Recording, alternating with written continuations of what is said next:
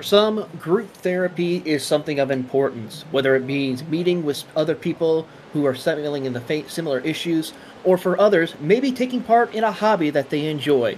But for the world of iRacers, we find it a little bit more different. For our group therapy, we prefer to go high flying action, slinging mud in some of the fastest off road racing cars and trucks on one of the America's virtual off road racing premier circuits. We welcome you to Racecraft TV's coverage of the Shenandoah Shine Group Therapy 100 live from the Crandon International Raceway virtually here on the iRacing service. And we're happy to have you with us here on Racecraft TV's coverage. Good evening, everyone. I am Taylor Burris. Alongside me is Derek Watson, and our producer tonight is Gail Brooks. Derek, this is by far one of the most craziest ideas I've ever seen on the iRacing service. A endurance race with off-road racing vehicles from the Pro 4 trucks to the Pro 2 trucks to a Subaru Rallycross car and finally a VW Rallycross Lite car battling here in 4 different classes for 1 hour and 40 minutes here at a premier off-road racing circuit. Yeah, that's crazy is a good word, despite using the term group therapy, Taylor. It's going to be very exciting, very unique. You know, we see times when, in week 13 of iRacing, when we put these cars together, the uniqueness is the endurance factor, the team factor we're going to talk about. This is like a race like you've probably never seen before. I'm excited for it. It certainly is one of excitement indeed. Drivers from all different walks of life competing in this, whether they are from the iRacing headquarters, whether they are streamers, whether they're even former or current world championship and real world drivers competing in the off-road racing scene. We're going to see them do battle here tonight in 4 different classes, and we're going to give you a quick breakdown of each of those classics here tonight for the Shenandoah Shine Group Therapy 100. Of course, we have 2 Pro categories and 2 Pro-Am categories, if you may think about it, with the 2 faster vehicles utilizing the Pro 4 trucks, which is the fastest vehicle in tonight's event, followed by the Subaru WRX STI Rallycross car, which is the faster of the Rallycross configurations with the Pro and the Lights category. And then our Pro-Am category would be drivers utilizing the Lucas Oil Off-Road Racing Pro 2 trucks and the VW Rallycross Lite vehicle that we'll see you competing here tonight around this 1.75 mile, 8-turn circuit here at Crandon. It's going to be interesting to see how these drivers are going to have to negotiate not only how to get around this circuit, Derek, but the biggest thing now, lap traffic and slower traffic here. Yeah, Taylor, that's exactly correct. And what's going to make it more interesting, one of the rules we'll talk about is the Pro 4 trucks, the fastest class of the night.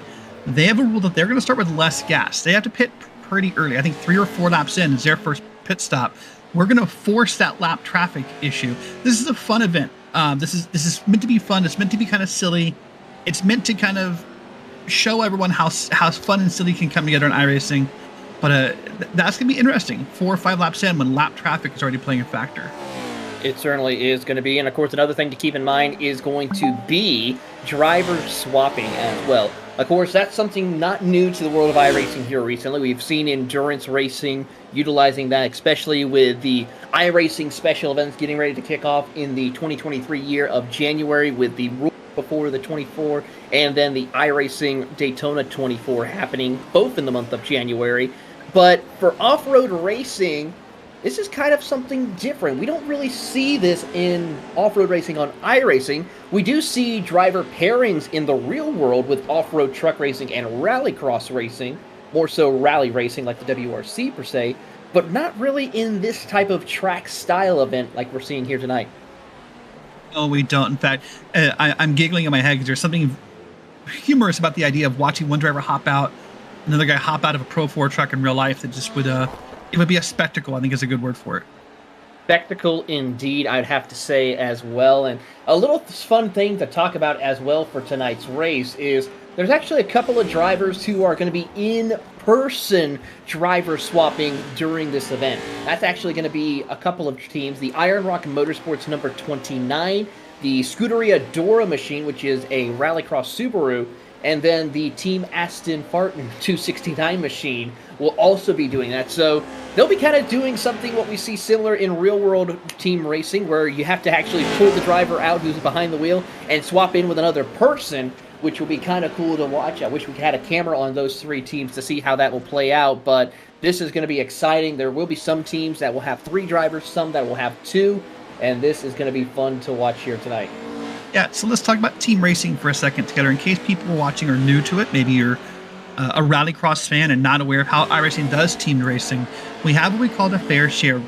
And that means that everyone does have a minimum amount of time they have to spend in the vehicle. And the way it works is you take your number of teammates. So in this case, mostly 2, sometimes 3.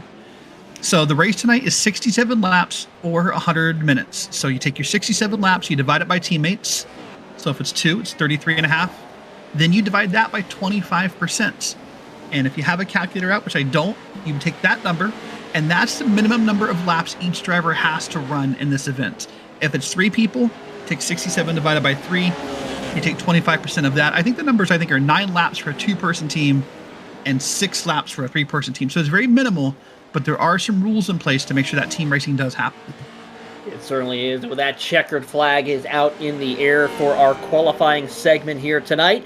And with that, as the field tries to get their final few laps in, I think it's safe to say the pole time for most of the teams and the classes are completed as they try to get their final few runs here. They're coming across the line about 1:30. We'll give them a couple of seconds to make sure we know for a fact who will take home the pole position for each of their respective classes. As one car goes for a wild ride, that is one of the VW Lite machines, as he will end up on their roof. A tough break indeed, and that's something we're going to be seeing a lot of here tonight.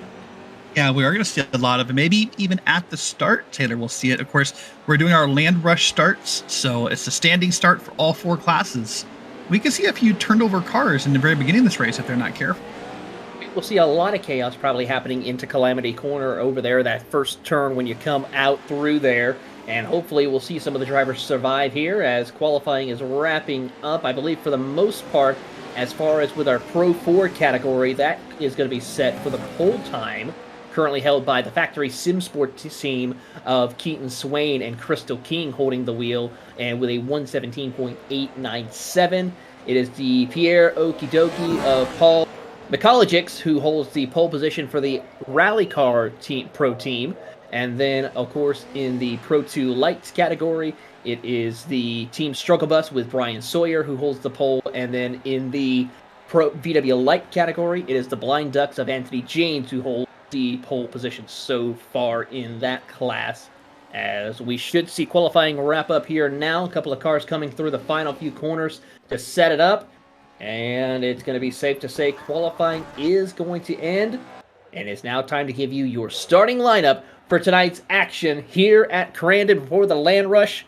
Let's go ahead and give you your starting lineup. On the pole, it's Keaton Swain with the Factory Simsport team with Team Gold in row number 1. TSK Racing and Drift Teams is in row 2 with Blake Reynolds and Team Prick, and Joshua Abe in the Shenandoah Shine in row number 3. Next up is Chad McGee and the Iron Rocks Motorsports machine, Grills, and then, of course, it's the Prismatic Motorsports Athena and Team Moonshine rounding out your top 10. Pierre Okidoki is going to be your pole sitters in the Subaru class with Low Expectations rounding out in 11th position. Derek, what's next page looking like? Let's take a look here. So you get the 112 of TWR Chads there next to TG Racing. And you have a Shenandoah Shine Curtain Boys with Austin Stevens next to Brian Sawyer to start out tonight's race. Gary Sexton with Dirty Air is next to Brandon Hawken, and that's going to round up that group. And then we got Josh Stoltz and Caitlin Height. Then you got the Rock and Sock Connection, good WWF reference there, next to Nitro Circus Next Level Racing. And then round out this, we have, I don't know how you say that, Chugun Jr. next to Probe Nation. Back to you, Taylor. Next up will be Team Pro Extra Life with, of course, Chris Leone in the redacted team. We're not even going to attempt that team name. We'll have to ask him about that. But it's time to go ahead and get started. And it is time for the Land Rush. Over 40 cars make the run down towards turn number 1. There you see them going all crazy. Who will survive as they enter into turn 1? Chaos already happening at Calamity Corner. Multiple trucks and cars end over end as they enter into the corner. And It's still going on. We're going to have to find out who survives it. But one car who did survive heading into turn number 1, it is going to be Team Prick, who will lead the charge right now. Actually, it's going to be Factory Sim Sports who will lead the charge of Keaton Swain, who will hold on to the race lead as they work their way into the hairpin. The 17 machine of Team Gold of Trenton Briley and Cody Winecki rounds out your top 3 in the Pro 4 category as they come into the final few corners before they get to the start-finish. I guess this is a good time to mention, Taylor, damage is off for this race. So all those trucks you see get into calamity there on the land rush, they're okay.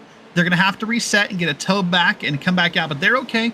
Everyone gets to race here, so don't worry. No one's out of the race yet. Of course, I believe if I looked over the rules correctly, we do have a fast repair for each of the classes, at least one to survive this race. We'll see what happens as we watch on through the field and see who survives this chaos right now, as we'll find out. Waiting for timing and scoring to currently update, as a lot of drivers had a lot of issues in the chaos that ensued. But right now, one thing is for certain, it is Keaton Swain who leads the charge right now in the Pro 4 category. He holds about a truck length advantage over Briley and Winecki as they make the run back into turn towards the back half of the course over to the Ponzi hairpin. And as they work their way through high-flying action, watch how much they have to carry that truck sideways in order to make this corner. Yeah, it's a good amount of air. We're going to see that all night long, and it's fun to see with the different cars. Obviously, the Pro 2s and Pro 4s are built for it. To see the Subaru bounce around like that, though, is a little bit more fun as a visual, maybe a little bit more scary as a driver. It certainly is here as we pick up, I believe that is our Pro Rally Car driver of Eric Whitner in the Pierre Okidoki machine. He currently holds on to the race lead in that category. The Flying Provators of Ryan Steinhoff holds on to the VW Lite category right now. There you see the second place car of Aiden Irvine in the TG Racing machine trying to get around him to go and challenge. We're still waiting to see who our Pro 2 category is, and he's having a little bit of trouble right now, as now it'll be Team Fast and Farton is Zach Mitchell leading on your Pro 2 category as he makes his way through after that contact.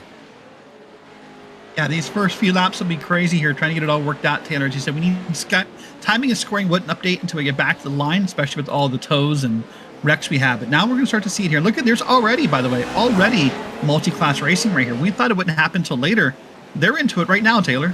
They certainly are. The Pro 2s, the VW Lights machines, and even the Subaru category, all jockeying and battling for position. And as they work their way through, we pick up our race leaders of Swain, Briley, and Winecki, who hold on to the top spot. Chad McKee right there also in 4th as we ride on board. One truck, though, coming down pit road. That is Trenton Briley coming down into his pit box.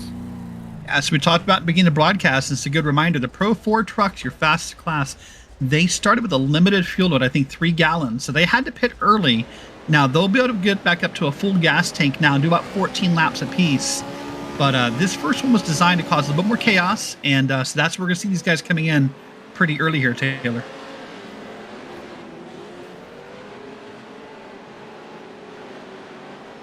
By the way, if we can take a look real quick in the broadcast, we can go find Team Prick with Blake Reynolds in the truck. He is throwing that thing around. If you want to see a truck that's bouncing around and having a hard time here, he's already rolled it at least once in these first couple laps here. There you see the Team Prick machine right now trying to hold on for dear life. Currently, as I'm waiting for timing and scoring update, he is in 10th position right now. Of course, he did compete in the off-road racing series as he works his way around one of the Subarus up in front of him.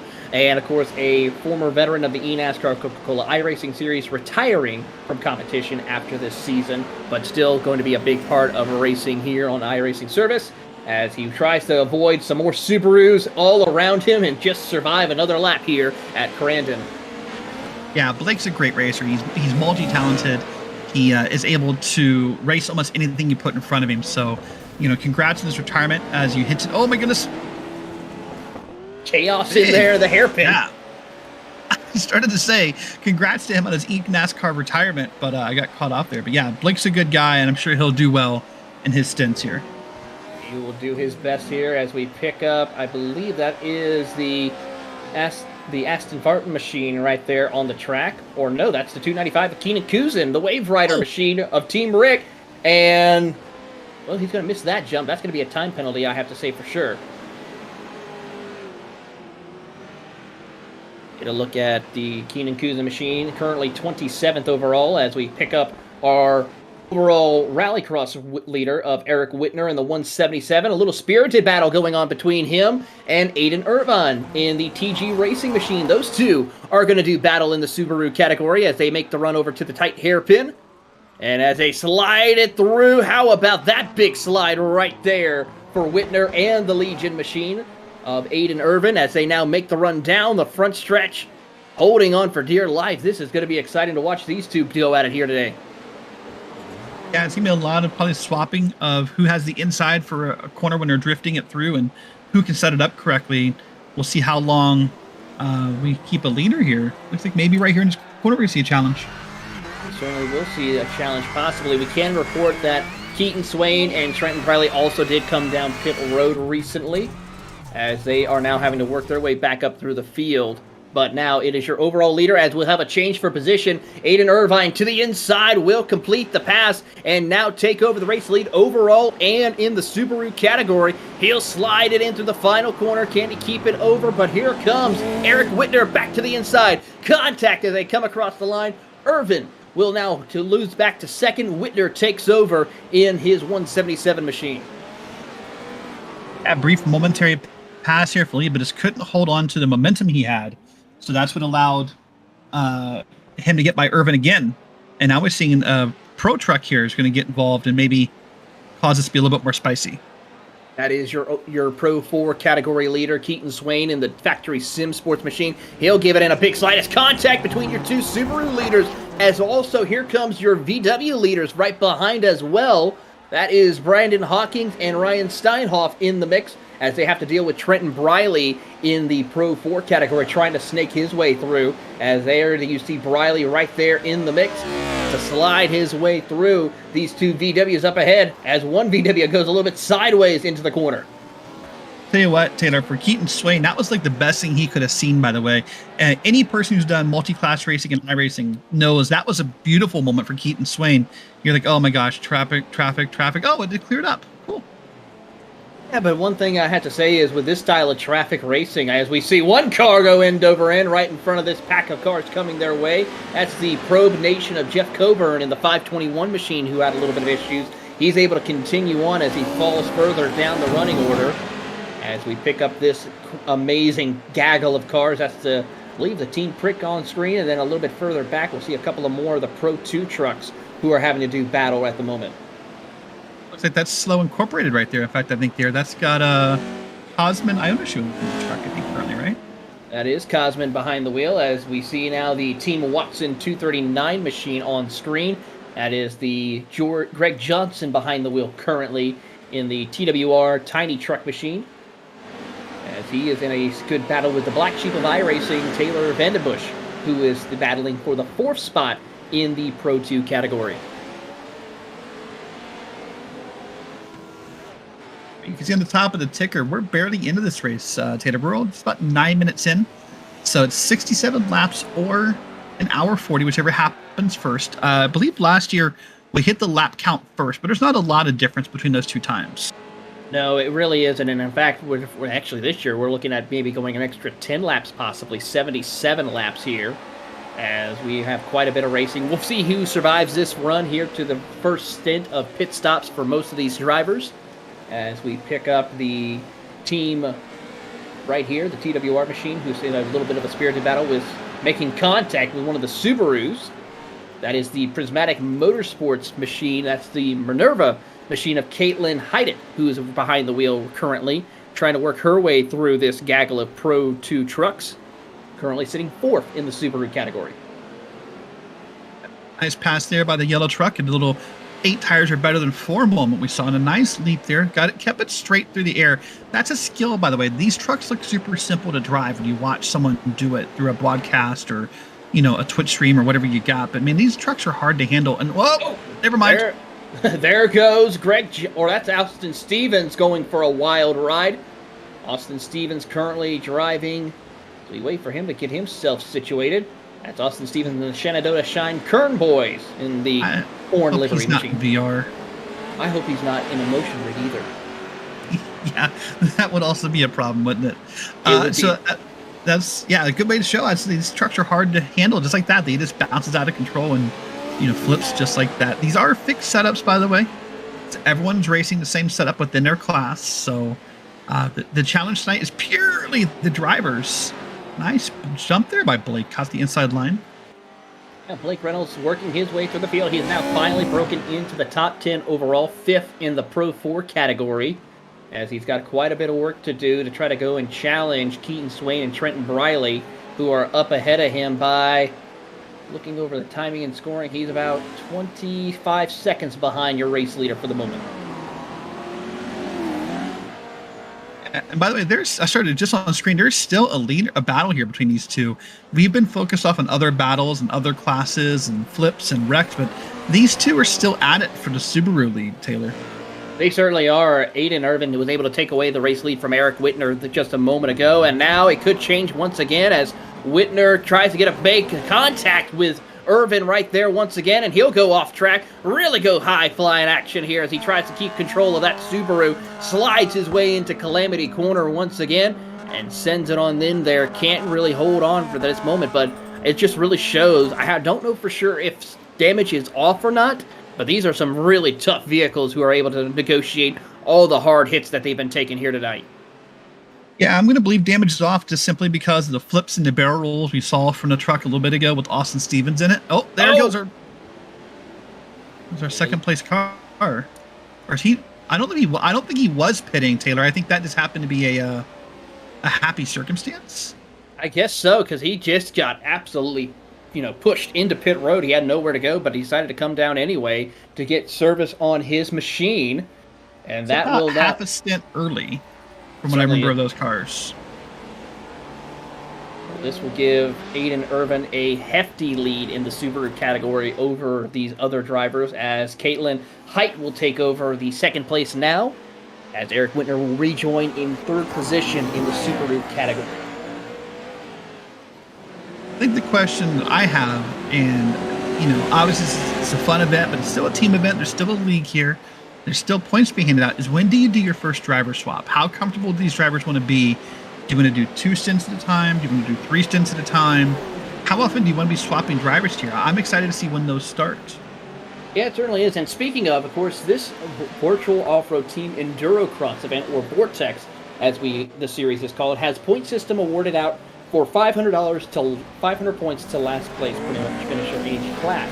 So pretty much at the end of the race, the winner of this class and each of the classes could receive up to 1,200 points. Currently, right now, your points leader in each of these classes is Jacob Raffos in the Unlimited Trucks, which are the Pro 4 trucks.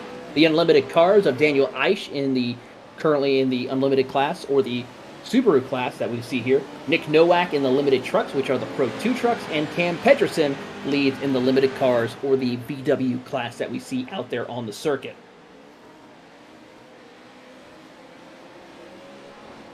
Our other Subaru leader has just come off pit road, by the way.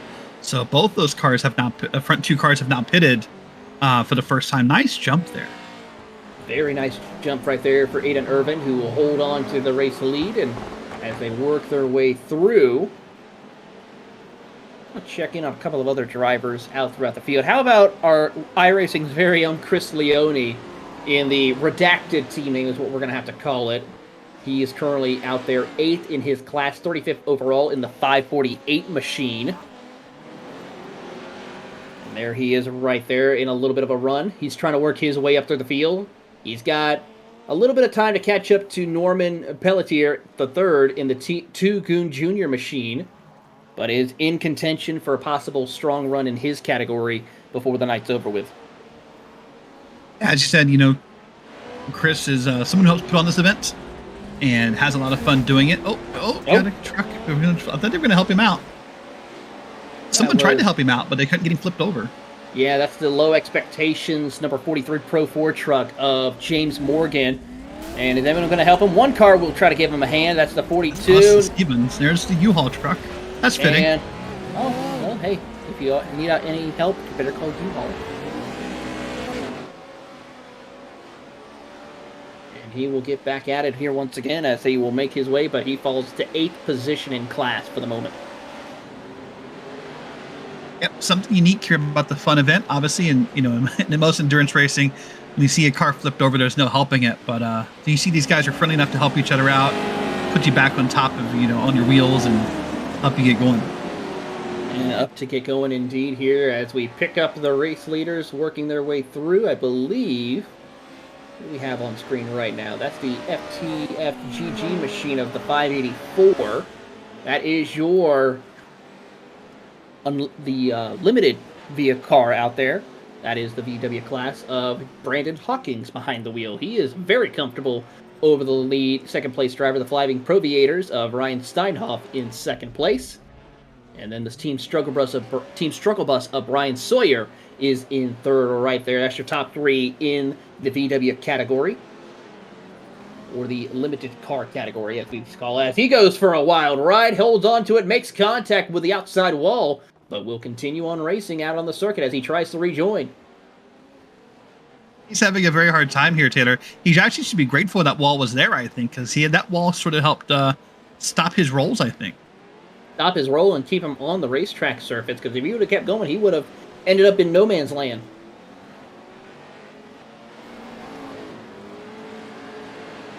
Heading into the final hairpin before they get to the start-finish line here for one more jump and then one more tight corner where we'll see a lot of passing opportunities. We've already been seeing that all night long, and a little bit of calamity as well as cars and trucks are trying to make their way through. They'll utilize 8 wheels instead of 4 wheels as they come across the start-finish line here and continue on their way, working their way up through the field. As we see who we have on screen, that I believe this is the battle for the race lead in the Pro 2 category over the limited trucks. Clint McFadden in the Midwest Motorsports machine, Zach Mitchell, Nick Nowak, and Taylor Vandenbush battling for this spot as we see Chad Cole in the Pro Extra Life team trying to work his way and negotiate through these Pro 2 trucks as they slide their way in. That poor little VW is in big trouble as he tries to get out of the way of the 2 trucks that are around him. And here comes a couple of more VWs in the charge as they make the run down the long stretch, heading over into Calamity Corner. Poor VW was like the meat in a pro sandwich right there. That was scary. That reminded me of the scene from National Lampoon's Christmas Vacation where they just drive under the semi. That's what he had to have felt like right there. It certainly did indeed for him as they make their way through the Ponzi Corner and make the run down over towards the short chute before they get to the final couple of corners here around this circuit. Team Aston Martin of Zach Mitchell trying to get up to the race lead, but Midwest Motorsports of Clint McFadden doing a great job in his Pro 2 category, the 210 machine,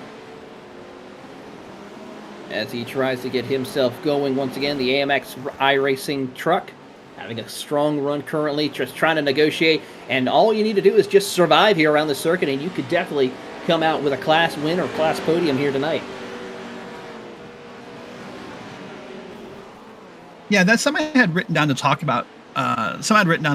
Later was, the strategy for this race can be interesting. Is it more about going fast and taking the risk, or if you're slower, and you are just willing to not hit, I say not hit anything, but not flip the car, not, do any damage, you might fare better. Who knows?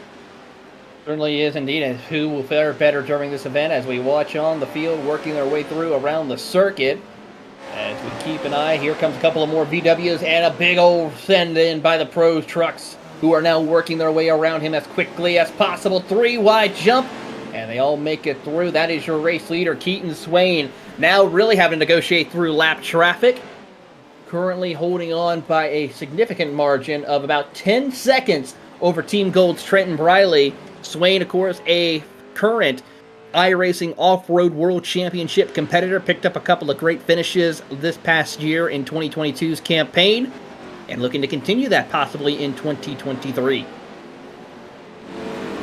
Yeah, it's always fun to see guys of that caliber come in here and race and, be able to blow off some steam and just, it's good for the other drivers to be able to race against him and kind of, build some confidence, have some fun. It's cool to see when pro-level drivers want to do events like this.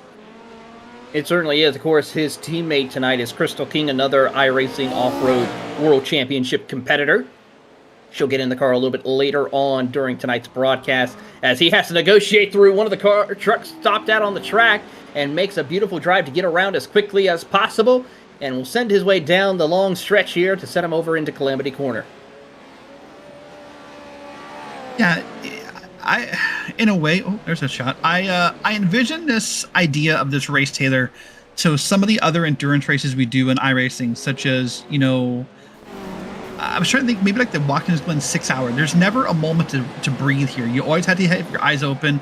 It's sort of like Daytona in a way. There's never a moment at Daytona in the 24 where you're able to breathe and stop. It's a short circuit. There's always something somewhere. You have to pay attention here. You certainly do have to pay attention indeed as we pick up the TG Racing Machine, the unlimited car class of Aiden Irvin, who leads the class now in 5th overall. As he is trying to hold on, he's currently got quite a significant lead over Nitro Circus Next Level Racing Sean Winkler, who is multiple seconds behind right now for the time being. And he's just pretty much, this is a chance for really him to breathe because he's got no pressure around him whatsoever. Yeah, this is actually a good moment here to be able to stop and relax and, get your momentum in, have some fun. We talked about there's never a moment to relax here, but he may have found one here in group therapy. This might be the only calm moment we find. It's a good time for him to enjoy a little therapy of just racing around this amazing circuit here at Crandon. And just hits his marks, continue on with a big power slide through the corner, and sets himself up underneath the Razor Bridge. So I feel like it's a good time to say, Taylor, while we're watching this, if you guys think this looks fun, and it is fun for the record, the 2 of these 4 cars are free within the iRacing service, the Pro 2 Lights and the VW Beetle. So you could go try these, and not at this track. This track is not a free track, but there are free tracks out there. So if you're watching this and think these look fun, go try them out. They're a blast. They certainly are, of course. It's Wild West Motorsports Park. There's the free track for the off-road racing, and then multiple rally course configuration, especially at Daytona and the Charlotte Motor Speedway, are available for the light VW vehicles or even the Pro 2 vehicles.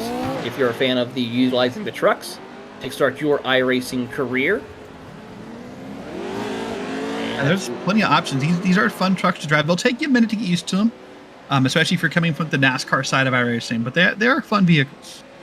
They really are, and they put on a great show across the iRacing platform here. And I got to say, I've raced all 4 of these cars out on the circuit, and honestly, I have more fun racing these cars than probably even the oval side of racing. Of course, if you pay attention to the service, you'll see guys do all kinds of crazy things with these trucks. I've seen races at like Watkins Glen with using the Pro 4 and Pro 2 trucks. That is a show. It certainly is, because that is absolutely chaos, and the closest thing we can get to stadium super trucks here on the iRacing service while taking these trucks out on asphalt circuits, and even seeing the rally cars go on asphalt circuits to just absolutely try and drift around and have a little fun. And they put on a show as well, I have to say, compared to some of the other categories here, as we pick up a couple of more trucks working their way through. That's the Traction GG machine right there, the Pro 2 category, I believe. As we'll work his way through, there goes the Team Prick machine getting by him.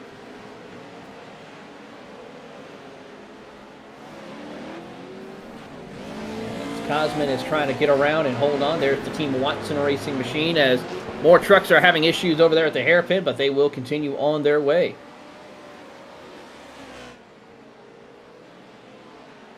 Yeah, I was taking a quick look at the standings here at this point, Taylor. Sorry, and at this point, everyone has made their first pit stops. Everyone, no matter what class you're in now, has either made or is about to make their first pit stop. I think the Pro 4 trucks will be next again. And I think, actually, we just saw our first driver swap of the night, by the way, that I found, which is DSK Racing is swapping drivers here. They're going to put Levi back, or I should say in the truck. Not back in the truck. He's not been in yet, but he is now in the truck here during this pit stop.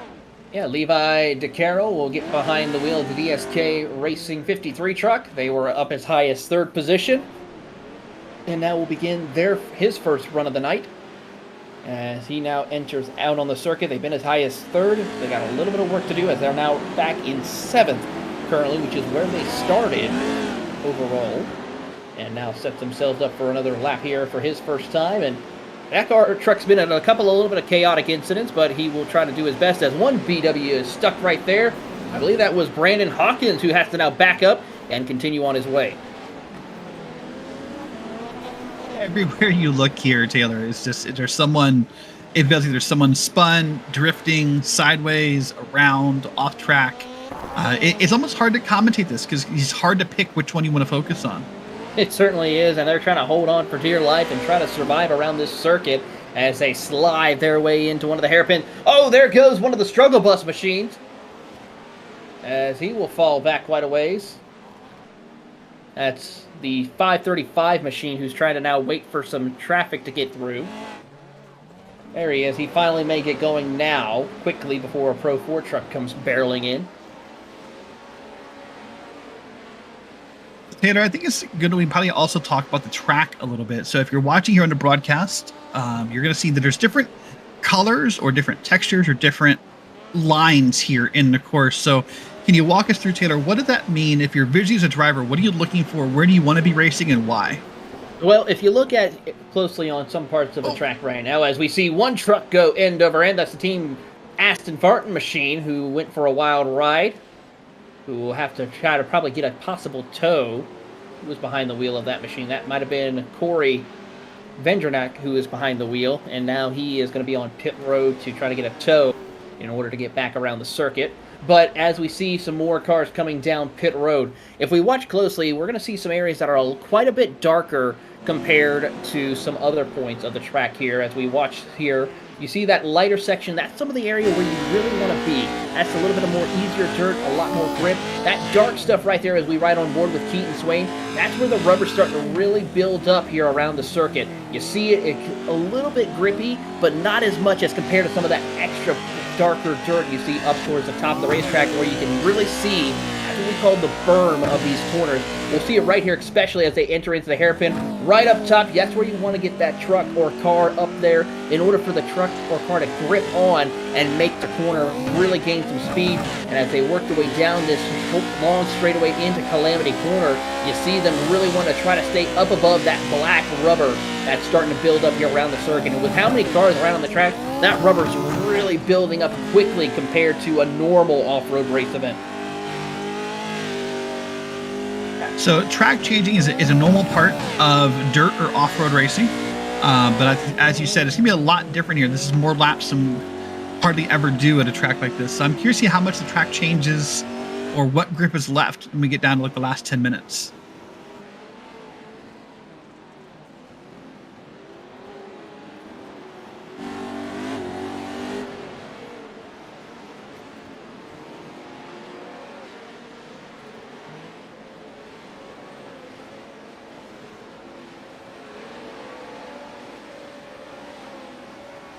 All right, one beautiful racing one here. We're just about 30 minutes in already, Taylor. How much time flies? We're having fun.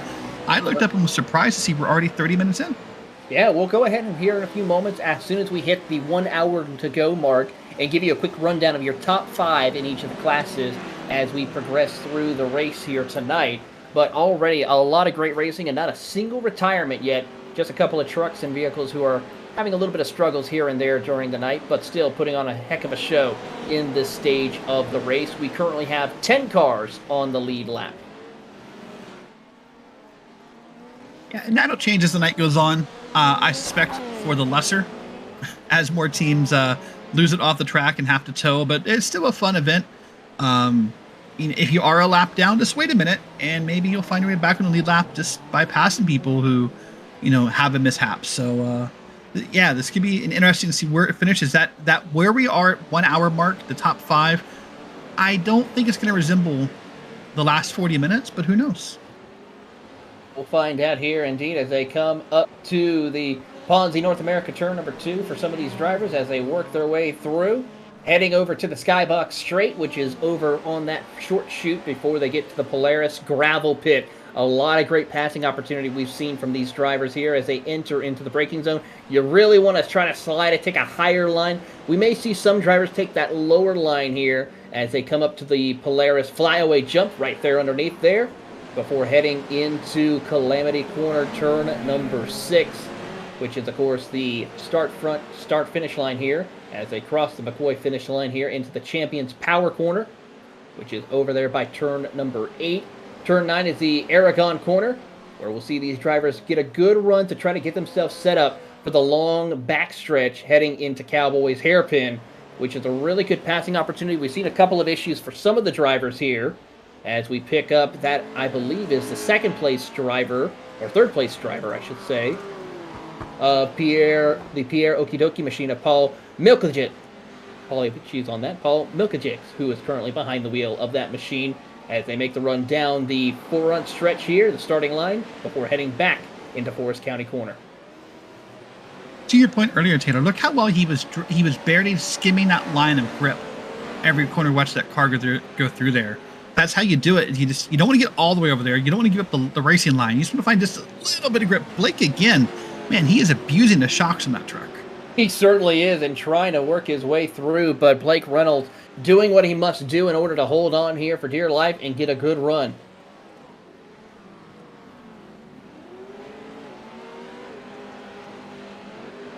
Watching on here as we see Blake Reynolds now having to work his way up to the field. He's currently in third, trying to hold off the Drift Kings of Nathan McStoney, who's behind him in his number 33 machine.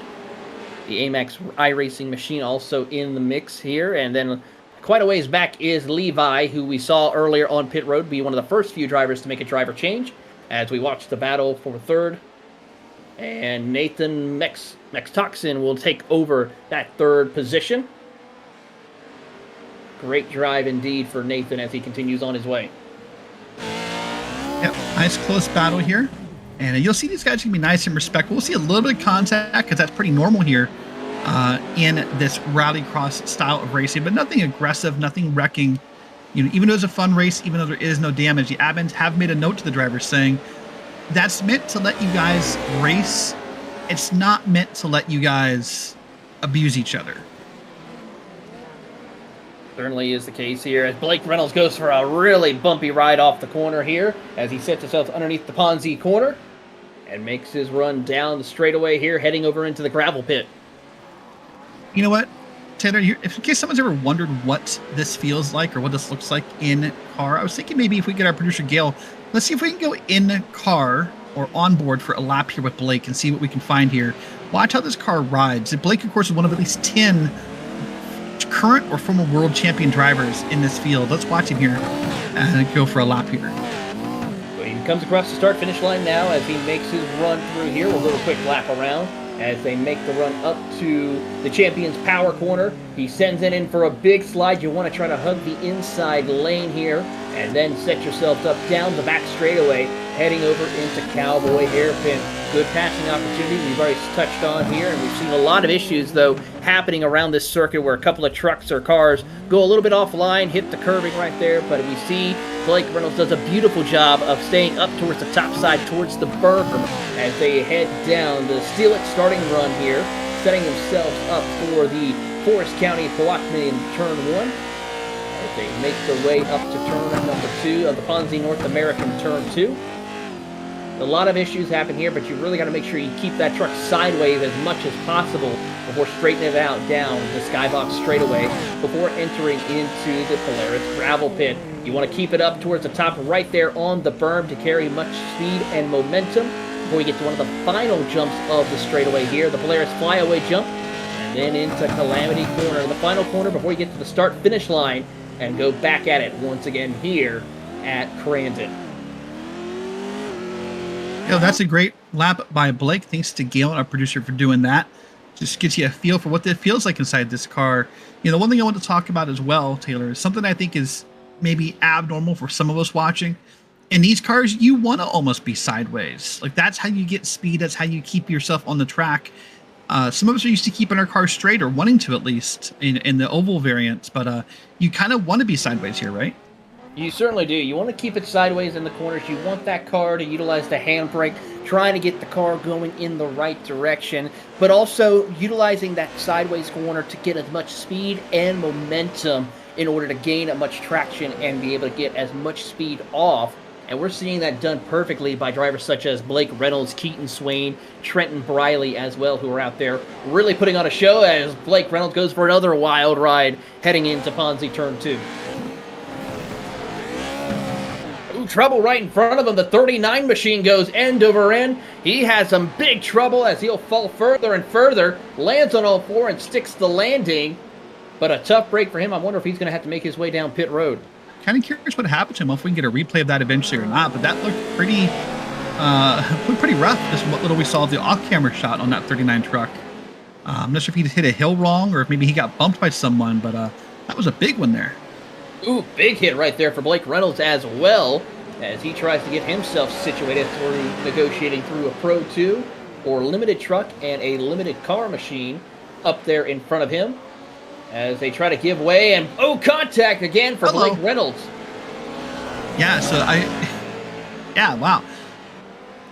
Good morning to you too, sir. We're trying to get that number of what might have happened for one of our cars out there on the track, and I might believe it was the 33 machine, the Drift King, currently driven by Timothy Masayamer, who is now behind the wheel, who had the issue with that major flip. I think I called it wrong earlier. I said the 39. You're right, it was the 33. Well, he's showing the 39 on screen right now, but he is 33 on our timing and scoring. So we got part of the number right.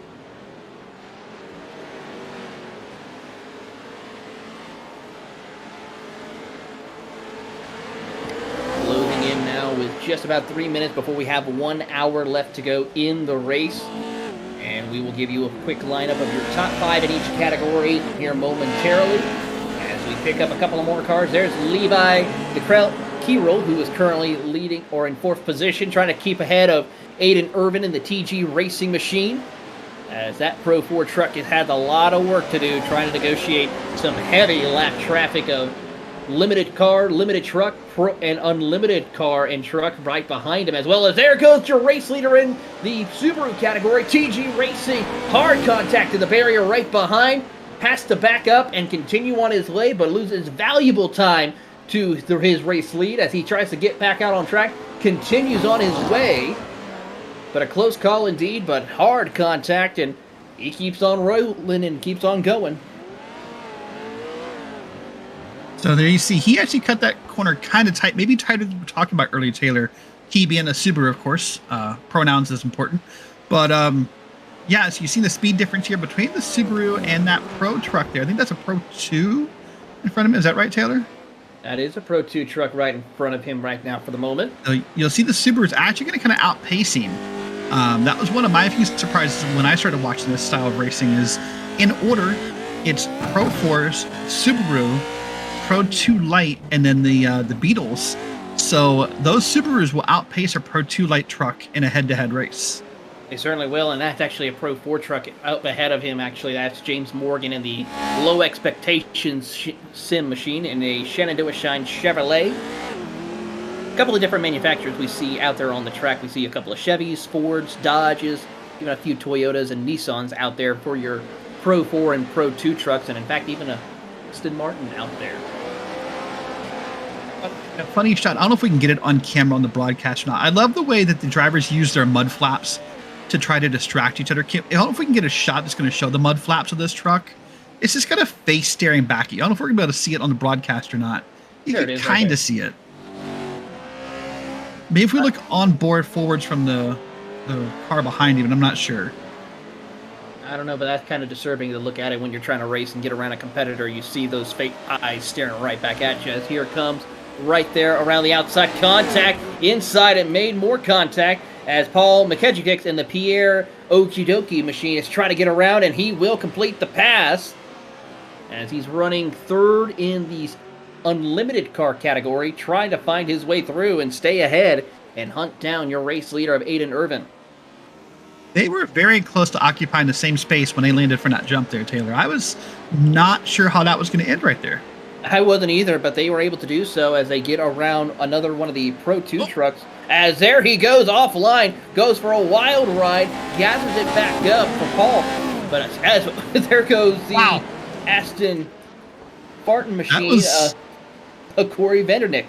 Like a tackle I expect to see in the Cowboys-Titans on Thursday Night Football right now. That was rough. That was rough indeed, but he's able Here's to keep the on first trucking. hit. That's going to put the Subaru offline. And watch this here.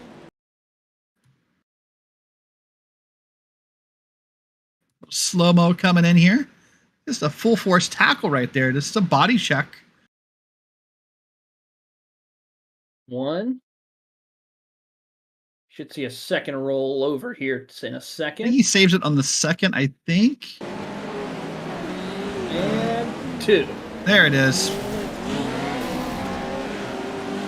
And he will keep on rolling as we go back live.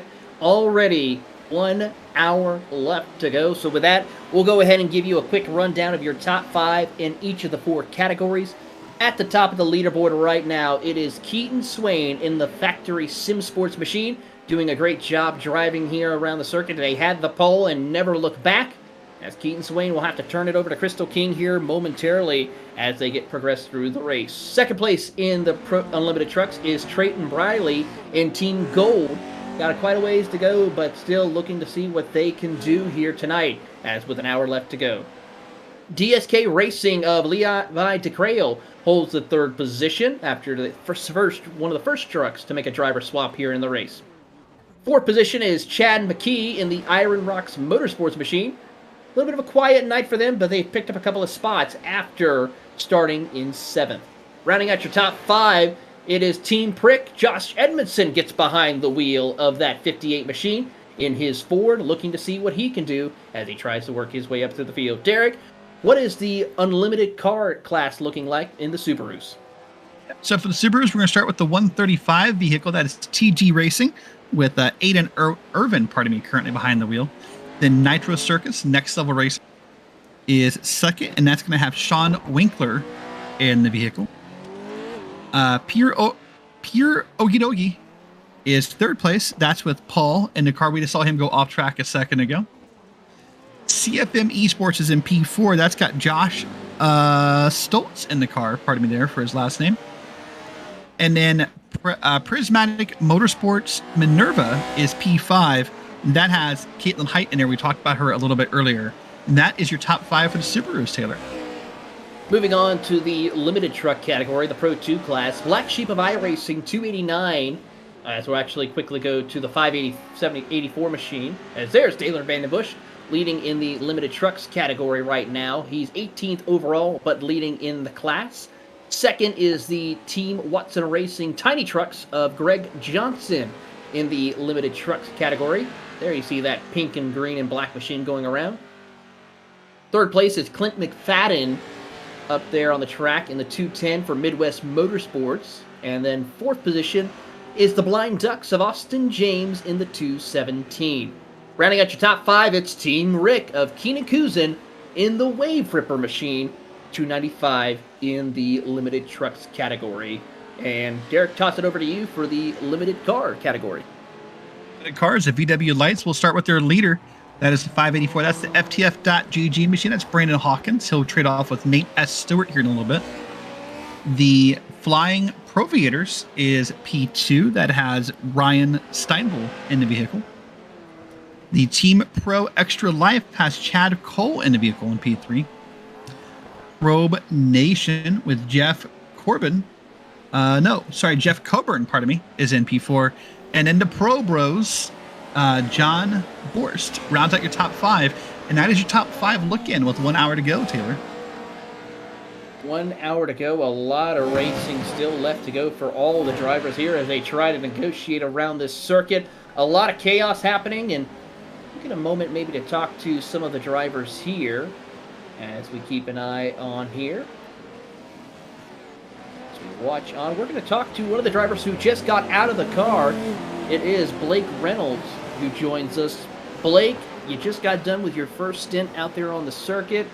Walk us through some of the chaos that you had to overcome here tonight at Crandon. Yeah, this is a multi-class race I have done before, but at the same time feel like I've never experienced before. It's always a shock starting a stint like that.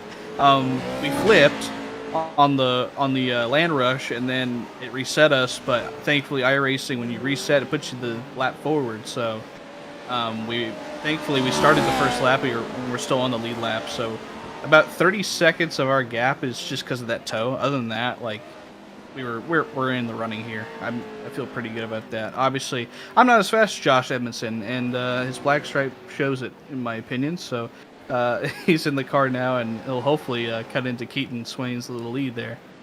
Well, Blake, I mean, it's been a really exciting season for you so far. I mean, you competed both in this championship, also in the Coke Championship Series, or actually in the off-road All-Star category, I would have to say.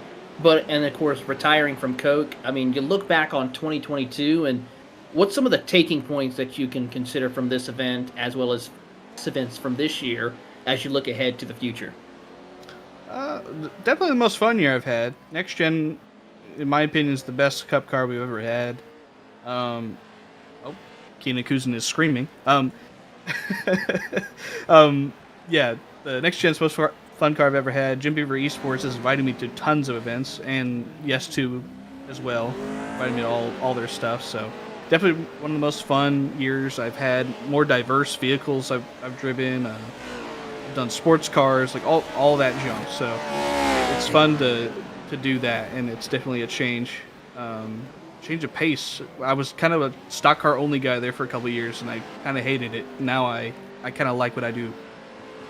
Well, it's certainly to see that you're really having fun out here tonight. Glad to have you here on the broadcast, and good luck to you as we let you go take a few moments to breathe before you have to get back behind the wheel of this truck. Yes, sir. Thank you. That is Blake Reynolds behind the wheel of Team Prick, as he will have to wait and see if his teammate Josh Edmondson, who currently sits 4th overall in his class, 5th overall in the race, as he tries to hunt down Factory Sim Sports driver Keaton Swain, who holds on to the race lead. Yeah, Taylor, and you know what? Blake brought up an interesting point that I was hoping we'd get to at some point, which is the strategy behind this. I mean, this is a fun race. We're relaxed in the booth. We're having fun. We're kind of joking about the flips and the wrecks, but there are points involved here. This is a league. So there is some strategy involved about who do you put in when. Do you put your fastest guy in first and let him build a lead, maybe such as they did with Factory Sim Sport? Do you put your slower guy in first, with all due respect to Blake? You put maybe your slower driver in first? He admitted Josh is faster. The way you build out your stints here could mean the difference of, how a race plays out. It certainly is here, and as we watch on through the field, a couple of drivers trying to negotiate. We'll I should say, but point out a couple of other drivers who are out there racing. How about the CFM esports machine? Josh Stoltz currently behind the wheel of that car, as he is currently sitting 4th in the unlimited car class, the Subaru class currently, as they race their way over. CFM has done a lot of great things in their championship runs all across multiple different platforms of racing, and looking forward to seeing what they can do in 2023. As they work their way through there, you see Joshua Stoltz trying to hold on, getting around one of the FTF machines right in front of him. That's actually your class leader in the limited car class, the VW class, right up ahead of him, of Brandon Hawkins, as really putting on a stellar drive for the moment.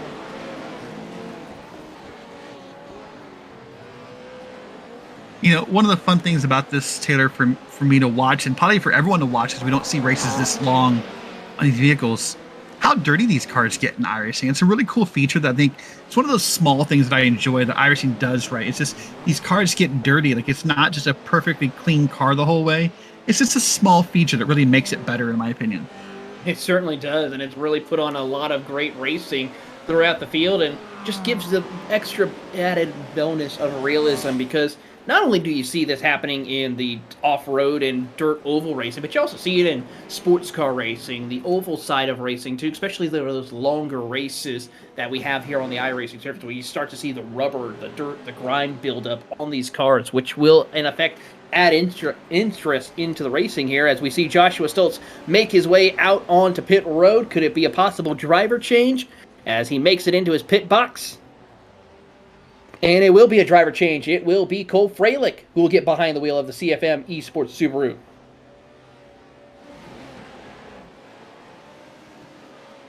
So, in case you don't know what happens in iRacing with driver swaps, is there actually is a minimum time you do have to pit on a driver swap. And I can't remember the time top of my head. I wish I remembered. So you can't just leave and go. The sim does a good job at simulating the idea of it taking time to get a driver in and out of a car. So there's a minimum time iRacing will hold them because of the driver swap, and everyone will experience that tonight. It's not different per team or anything. It's going to happen. It's just part of the experience. Ooh, trouble for Cole Freilich as he exited off pit road, overshot it, and went up the barrier a little bit, but finally rejoins the track. Something that I wondered about, and I'd love to maybe talk to some of the second wave drivers about later in the night, is obviously you practice this event and you practice for the track and you learn how the setup works. But how much different must it be for Cole Freilich right now, coming out for the first time, 45 minutes in? This is not a track you can practice on. It's much more different. The lines are built, or not built in. I'm using words here, but you know what I mean. It's got to be a different track than what they practiced on. Certainly has, and it's going to be a little bit of interestingness to see how this will play out for some of these drivers who are out there trying to get around the circuit. And I think it's safe to say a couple of drivers are going to be ready for interviews here momentarily, as we'll pick up the 295 machine here, possibly the Team Rick machine. That had just had Keenan Kuzin get behind the wheel, so we'll see if we can talk to Keenan Kuzin and try to see what his thoughts were out there on the circuit. Here with Keenan Kuzin, who just got done racing in the 295 Wave Rippers machine. Keenan, heard you screaming a little bit over the radio. You okay out there? Yeah, man. We're tied with AMX for a championship right now. Not really something that we thought we'd be in a position to do. Those guys are really talented, but I guess through luck and no fault of our own, we're tied on points, so whoever gets it wins. So we're trying to give it our best shot. They are very fast. They're kind of closing us down right now, so frustrating while everyone gets a little acclimated, especially when you have like Subarus who are like, I could brake here, and they can't. But we recovered pretty well from that initial incident. We're sitting P3 right now, so we have a good shot. Walk us through the uniqueness of this championship, I have to say, because by far, out of all the racing leagues that are on the service, this by far is the most interesting and amazing championship in multi-class racing series on the platform, I have to say. I mean, it's like endurance racing plus dirt oval. As I don't know if you guys can see it, especially with the two-wheel drive guys. Our line is changing. We're having to run the cushion and get around this blue line here where all the pavement is, because we don't have any grip there. The Subarus are getting faster when the track wears in. So having that dynamic track and the multi-class element, and you know full well that these cars might not be fast early race, but late race they'll be a problem. There's a lot of teamwork that goes into it with spotting and letting my driver know that you got a Pro 4 coming up or you got a Subaru coming up, and just kind of mitigating time loss like that. It certainly is. And Keenan, how confident do you feel about you going out there with Ian Plash and trying to take this championship tonight? I put me in the car early because I figured I was faster on early run. Ian is finding the line here. He just pulled a second on Cody. The Team Rick strategy was we're going to enter 2 trucks, and whoever finishes highest will take the points. So AMX has 3 trucks in the race. We just realized that 10 seconds ago. So we got some work to do, but Ian's in there. And for somebody who hasn't done every race this season, he's flying. So maybe a little bit of lady luck, we might be able to win this thing. Well, Keenan, good luck to you out there tonight, and we look forward to seeing what you can do during this stage of the race for you and Keenan out there. We'll see you back in the car later. Yeah, man. Thank you. Hopefully we're having a beer later. It's Team Rick. Keenan Kuzin just got done talking with him. We got one more driver we're going to talk to, and of course, he is probably one of the main staples to help bring both forms of racing that we see here on the iRacing platform on this service, with off-road truck racing and rallycross. Chris Leone. Chris, I mean, first and foremost, walk us through the idea of creating something like this championship that you come up with. Well, you know, if you guys saw my first 5 laps, you know that I am maybe not the world's greatest ideas person. We wanted to do something different. We wanted to do something a little fun. Of the many forms of racing that iRacing simulates and simulates well, short course off-road racing is obviously a great time, but desert racing isn't something that's on the service. But we wanted to experiment, try to do a race that might have a change in drivers, a longer race, a track where, you know, the track state changes, and basically said, hell with it, let's throw together as many different types of vehicles as we can and see what happens. And lo and behold, you got these Vortex events here at Yes 2, and it's it's been a blast as I'm watching, unfortunately. Cam's having the same kind of rotten luck as I had. So I guess we just got cursed a little bit this time around. It's the championship pressure. Last year we went in, it was a standalone race. We were just trying something different, and there were no points on the line. But now we're worried. We're trying to get Cam a title. So, just wanted to introduce that element, do something a few times a year, and try to have fun with it. And this is what's come out of it. Now, 2022 has been a really exciting year for the off-road and rallycross community with the inclusion of a new World Championship utilizing the Pro 4 trucks here with the Lucas Oil, and of course with these amazing off-road racing circuits. And what's that excitement? What has been the talk about with this championship for this year?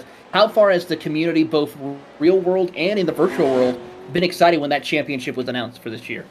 Oh, there were definitely a lot of real-world drivers that had a lot of fun with it, and we obviously carried over the All-Star races from IRX, and that helped a lot. A lot of those guys who had run the rallycross stuff were excited to be able to try some truck racing, and but no, it's been great. It's the off-road community, as far as iRacing goes, has, it's tough because this is a community that got its product most recently. It's not like some of the very beginning oval and road stuff that came out where, there have been cars that have been a part of iRacing for almost 15 years.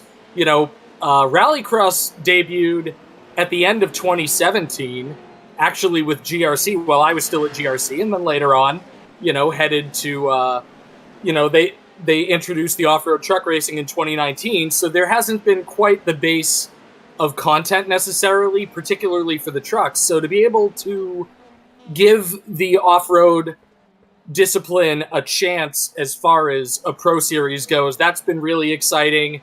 It was a welcome switch up. We had a number of great years of rallycross, but obviously the way rallycross has evolved as a sport, very different now from what we had been dealing with in the past what we're dealing with on iRacing, where we're dealing with internal combustion cars still, whereas, the new cars are more electric. So it was, okay, the Pro 4 is still directly relevant. Let's change it up for a year for a dirt road championship, see how it goes. It went very well. We'll look ahead to doing a bigger and better season in 2023. And, a lot of great drivers, a lot of great teams in that series. And, also cool, the fact that your top two drivers in points in that series are real-world drivers who have raced Pro 2 Lights. Both Connor Berry, who's in one now, and Keaton Swain, who has a lot of experience in them.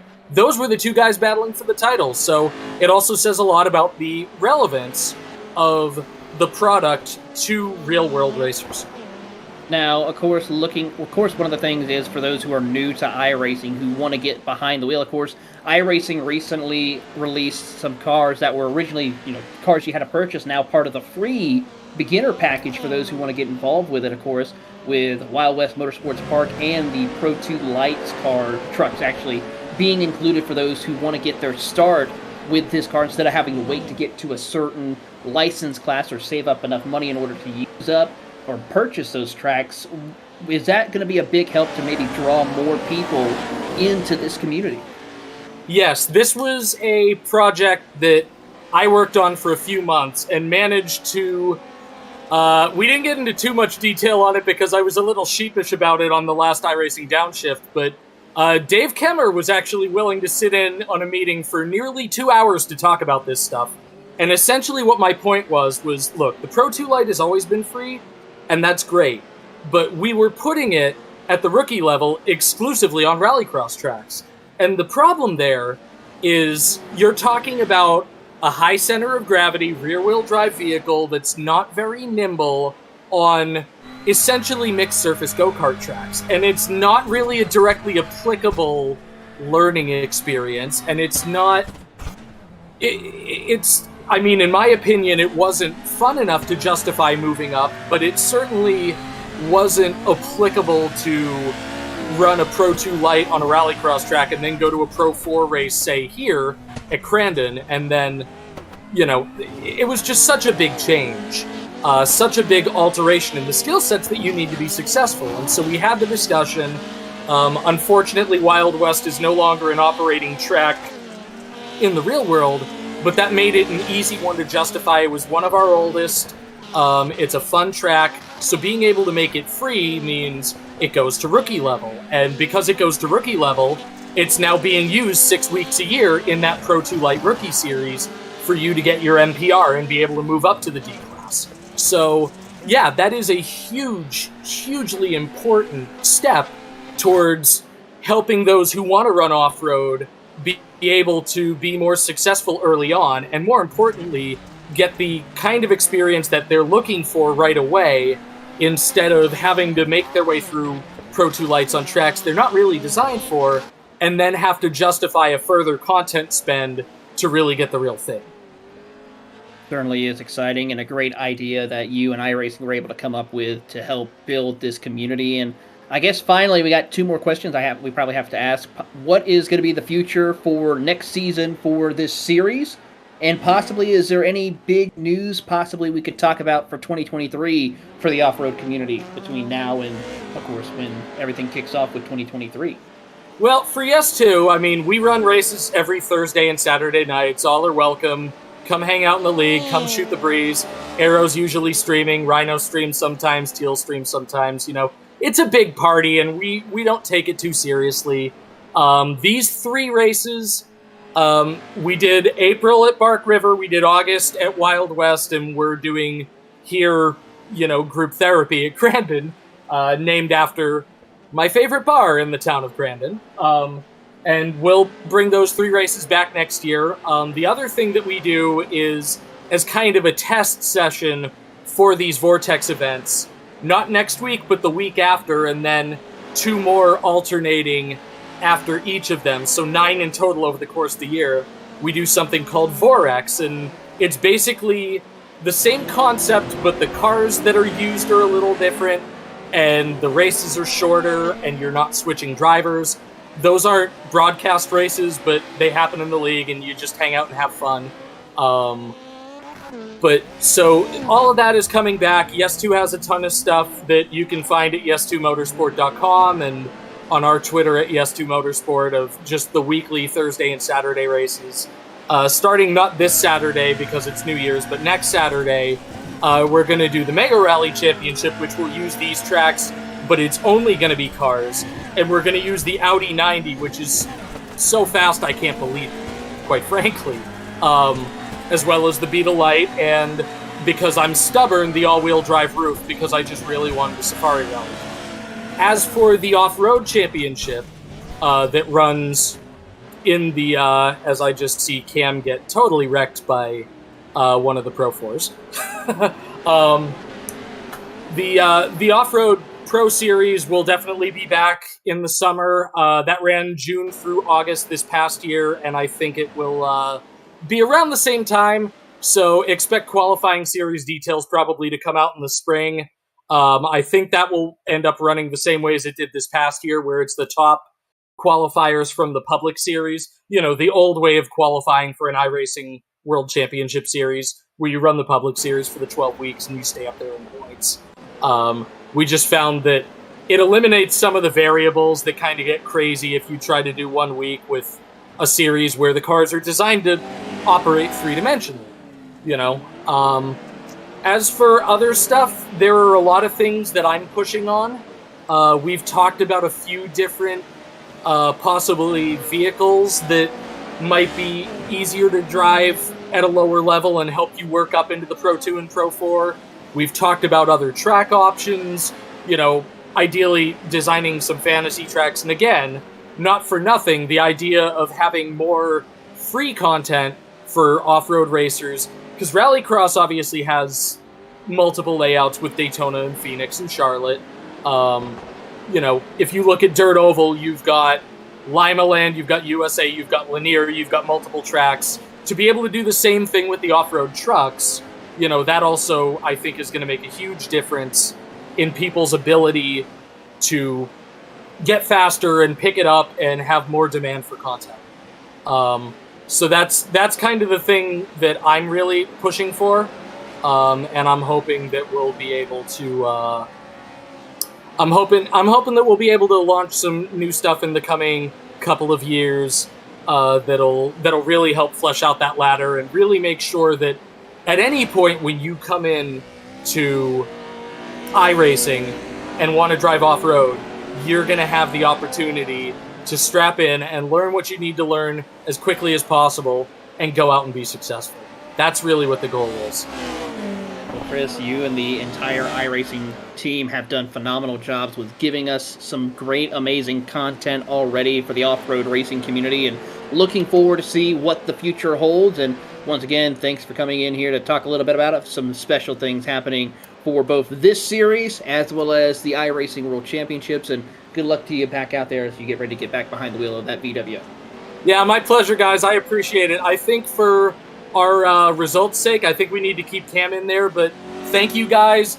Thank you especially, Gael, for stepping in here and actually stepping out of a car to do the broadcast. Appreciate it more than you know. But both of you guys, Taylor, Derek, it's a blast to have you, and I'm sorry, my head is, I have had just a nightmare of a Christmas break. So if I'm stumbling over words, if I'm just scattershot all over the place, I apologize. If I'm getting names wrong for anybody, I apologize. But appreciate it more than you guys know. It has been an absolute blast to put this on, and Cam is hunting them down. So go whoop some butts for me, Cam. You're the better driver. Oh, he's going to do his best out there. That is Chris Leone from iRacing, trying to get himself a good championship run for his teammate Cam Pedersen, who's out there behind the wheel in the VW, just trying to survive. And there he is, high flying, survives it, and sticks the landing as he avoids some more chaos up in front of him. There's a lot of exciting action that's been happening here, Taylor, since we were talking with Chris and the others here, and a lot of good stuff has happened. We'll see a truck that's stuck. No, that's not a truck, that's a car. But there's dirt on him. It's a little harder to almost say, oh, he's going to try it again. No, you got to go to the side. Oh, will he get it? Try it again. Oh, there you go. Okay. Okay, good. I thought Third he was time's a almost charm. going to make... Third time is a charm, and he almost made contact with that Pro 4 truck, as he will now get himself rolling once again. Now, even after that amazing conversation we had with Chris Leone, we are already 30 minutes away before the end of this race, and snow change up towards the front of the field. It is now Crystal King behind the wheel, another one of the iRacing Off-Road World Championship competitors from the 2022 campaign. She is going to be out there, and I got to say, I love the little mud flaps that they put on the back of the truck of Keaton Swain and Crystal King. It says, "Watch out, female driver behind the wheel."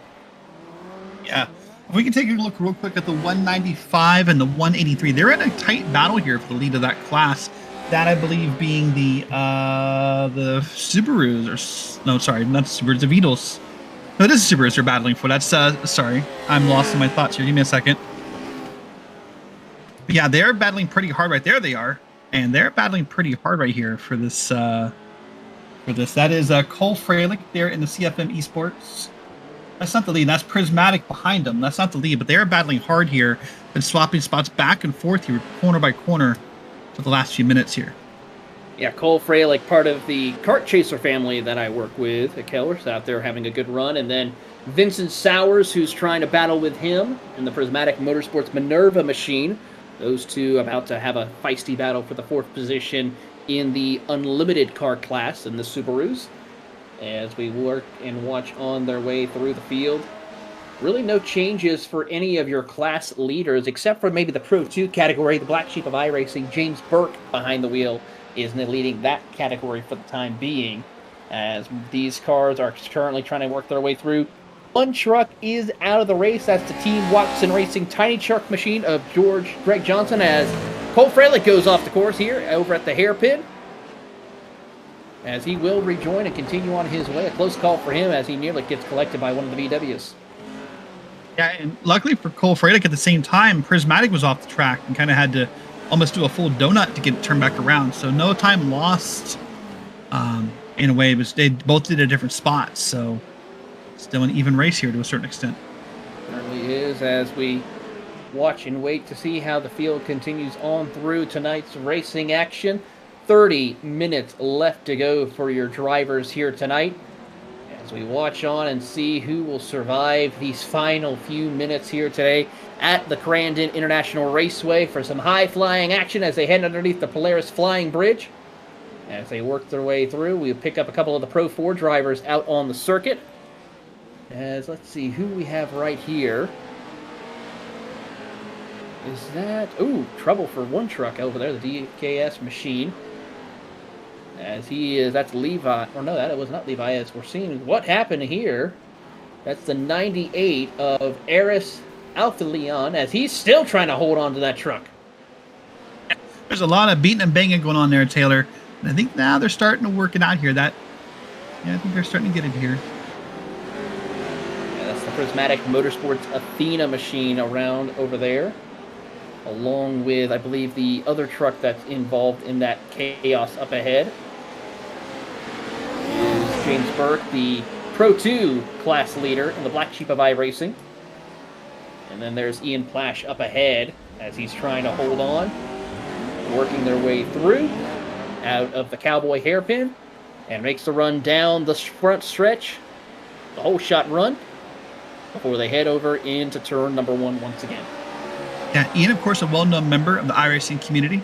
He's been around for a long time, across different aspects of driving, oval and, dirt and whatnot. So well-known member and a very experienced driver here, showing off those skills. Really good drive for him so far as we watch him working his way up through the field.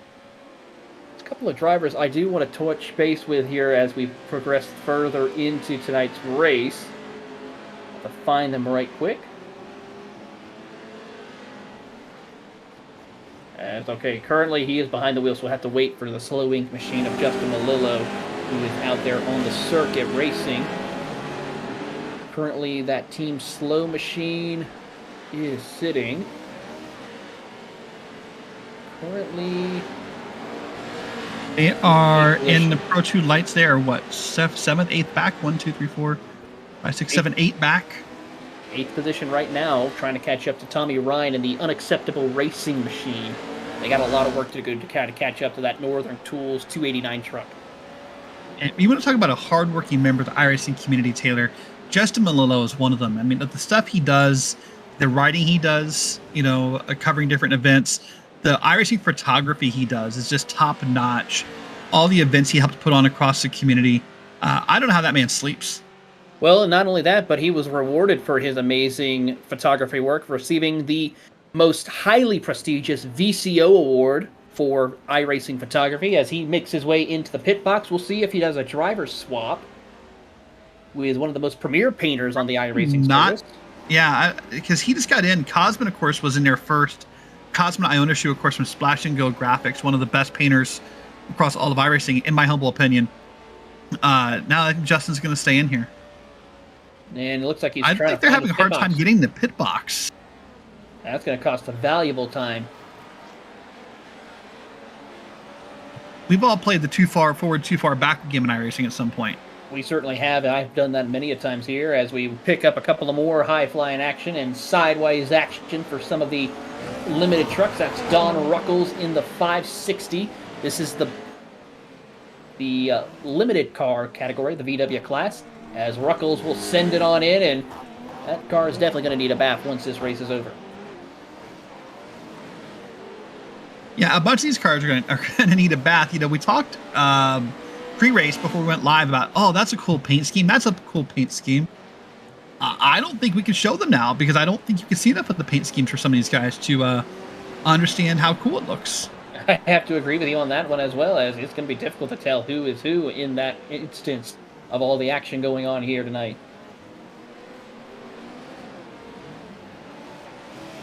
As we watch on and see who will try to make their way through around the circuit. And keep an eye on some of the competitors here around the circuit. We'll watch on. There's the 43 machine of the low expectations of Bradley Wilson behind the wheel, currently sitting P10 in the unlimited trucks category. As he works his way around one of the Pro 2 trucks, the 289 machine of James Burke. Or actually, that is actually not James Burke. That is the Midwest Motorsports machine of Cody Harrelson right there in the mix. As we see Wilson try to get around and move ahead. as they come out. 25 minutes left to go on the clock. We've completed 55 out of the 76 laps scheduled for tonight's race. A lot of racing still left to go. A lot of things can happen between now and when the checkered flag falls here today.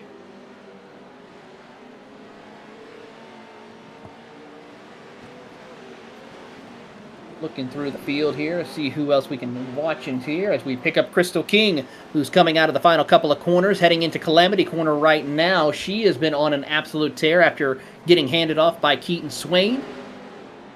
And it could be she could finish out this race here tonight as she comes across the front start-finish line and makes her way once again around the circuit.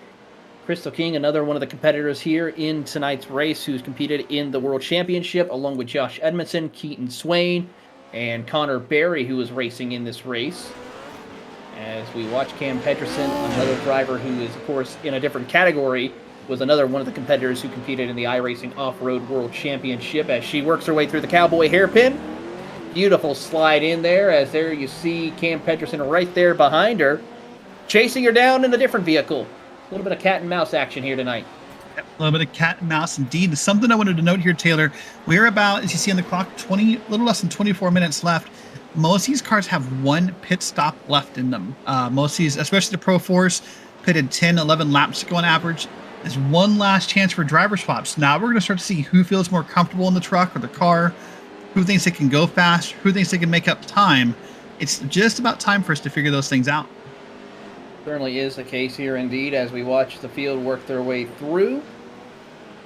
With that, we'll try to check in on another driver here who is working his way up through the field. He, of course, is in one of the Team Rick machines. Of course, Cisco Scarmuzza, also from iRacing, the iRacing production team. As Francisco joins us here. Cisco, a lot of chaos, I say, happening out there for you here tonight.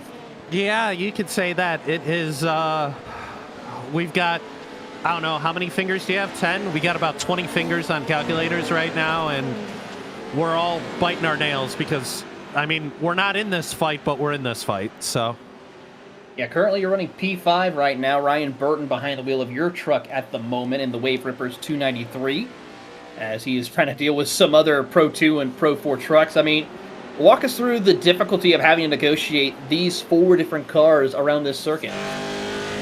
Well, so, I mean, for us, this is a completely different fight, to be honest, Taylor. I mean, we're watching, you know, we've been managing the fight that the other Team Rick truck's been in right now because they are going at it right now. So, you know, the biggest thing is, you know, trying to figure out the speed difference to the other trucks. But as it sits right now, I got to pit road penalties, so we're not in this fight.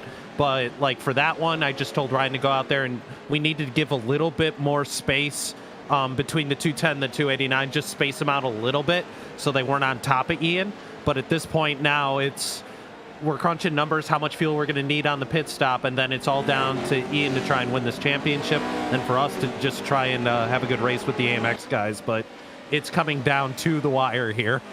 It certainly is. We'll wish you the best of luck, and hopefully Team Rick can get a championship here tonight for the category in the Pro 2s. I appreciate it, boys. That is Francisco Scaramuzza in the 293 Wave Ripper Team Rick machine out there on the circuit. We'll let him get back to work in spotting and making sure Ryan Burton can get around this circuit without any issues here. And really some great driving by the team as they work their way through. A couple of other vehicles coming down pit road for the moment as Chad McGee comes off pit road with the Iron Rock Motorsports machine. A couple of other limited trucks as, big issue right there as he gets pushed off one of the Team Rick trucks as they work their way into Calamity Corner. Yeah, that was a strategy we hadn't talked about, Taylor, nor had I really thought about what's going to happen here. You heard Cisco talking a little bit, almost team orders, not exactly team orders, but basically team orders. Let's get in between them. Let's create some space. Let's give some space. You know, they have an alternate strategy now because of this point system. That was very interesting to hear, something I had not considered yet. It really is indeed, and we'll keep an eye and see how that works out for these drivers in this stage of the race. As right behind you see one truck car goes wide and loops it around but keeps on going here. As the field now comes across the front straightaway as pit stops are happening for a couple of other drivers. As this could be the final pit stop for a lot of teams now who are making their way down there. Yeah, there's no way. I don't see how. I mean, this has to be the last pit stop just based on the time remaining and how long it takes to make a lap here around Crandon. I don't see how anyone could pit again if they're pitting right now, that is. So, yeah, last pit stops, and we'll be curious to see who gets in or out of the car. Let's take a look at a couple of them here.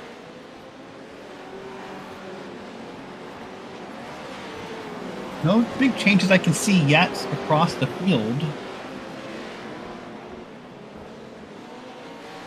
No big changes so far indeed right now, as the field works their way around the circuit. Under 20 minutes left to go in the race. And it's still Crystal King in the Factory Sim Sports machine leading the Pro 4 trucks. And the the Subaru class, Tom Grady in TG Racing, leading in that category. The GT 100 FTF machine of Nate Stewart is leading in the VW Lite category, as he's trying to work around one of the Subarus. And even though the Subarus are quite fast, of course, in a straight line, it seems like the handling in the VW Lites are a lot better to negotiate around this circuit than the Subarus, I have to say. Yeah, sometimes it can seem that way. Nice double jump there. If we can take a look real quick, though, at our two leaders, Factory Sim Sport and Team Gold, I believe this is going to be their pitting lap, or next lap will be their pitting lap, so we can see if they're going to get any driver swaps in. Let's watch here. That's going to be Factory Sim Sport. Team Gold's coming in right now. They're just on the pit road entrance. That's Leighton slow down. Leighton Kramer's behind the wheel of that number 17 Team Gold. As will they do a driver swap, or will they keep the driver of Leighton Kramer's as he misses his box? And no driver change. It's just going to be fuel and possible tires, or just fuel only to continue on the way. Here comes Crystal King now on the the straightaway here, and she will head down pit road. Way, I gotta say, I've thought there were some treacherous pit road entrances across iRacing before, Taylor. This one might take the cake. I have to agree, as she gets into her pit box finally. And I don't see a driver swap here either, so both are going to stay in for their respective teams. And with that, I think now Josh Edmondson in the team machine is now going to have to try to hunt down Crystal King. He's got about 47 seconds to make up. Crystal King, though, is coming out onto the racetrack.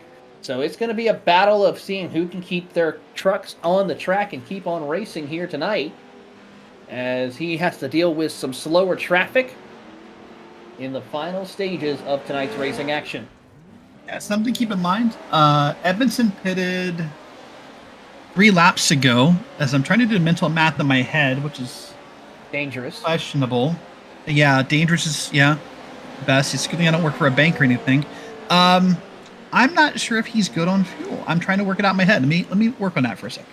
All right, well, while you do that, we're going to talk to another driver right quick who's just got out of the car.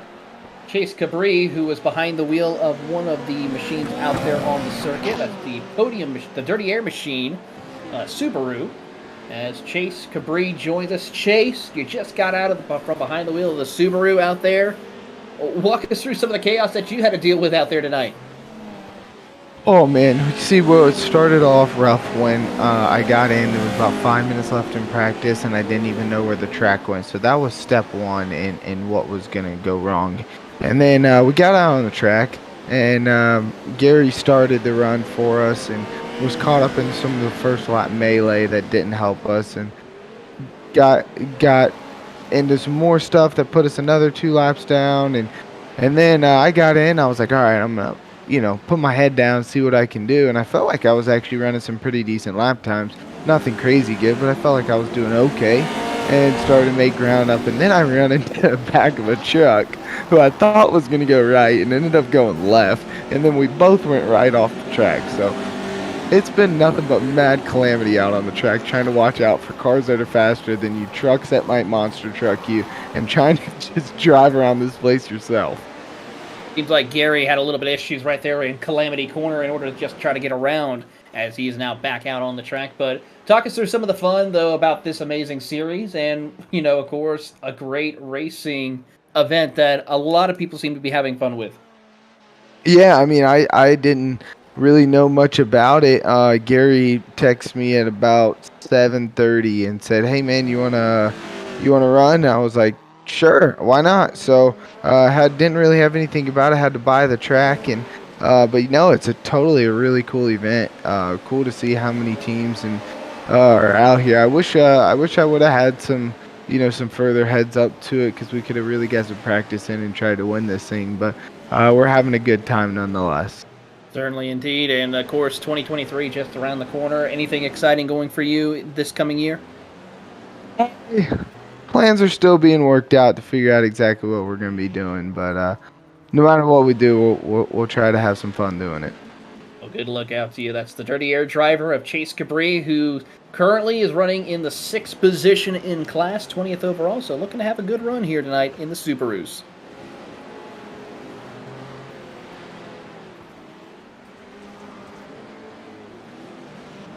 As we were interviewing Chase, you keep seeing Gary here just having a challenging time in this car, Taylor, to kind of up on the hills, and that Subaru has proven to be a handful for Gary Sexton. Certainly has been a handful indeed for Gary as he tries to hold on here, and right behind him, the struggle bus machine is trying to get through as we see some more vehicles coming down pit road. As we see the Team Gold of Trenton Briley now on pit road in his Rigid Pro 4 truck.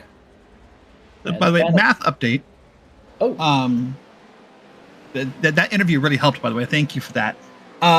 Depending on when the leader takes the white flag, Edmondson is either right on it or maybe a lap short. It's going to be really close for Edmondson. He needs it to be one of the scenarios where the leader takes the white flag as early as possible for them not to pit again, I think.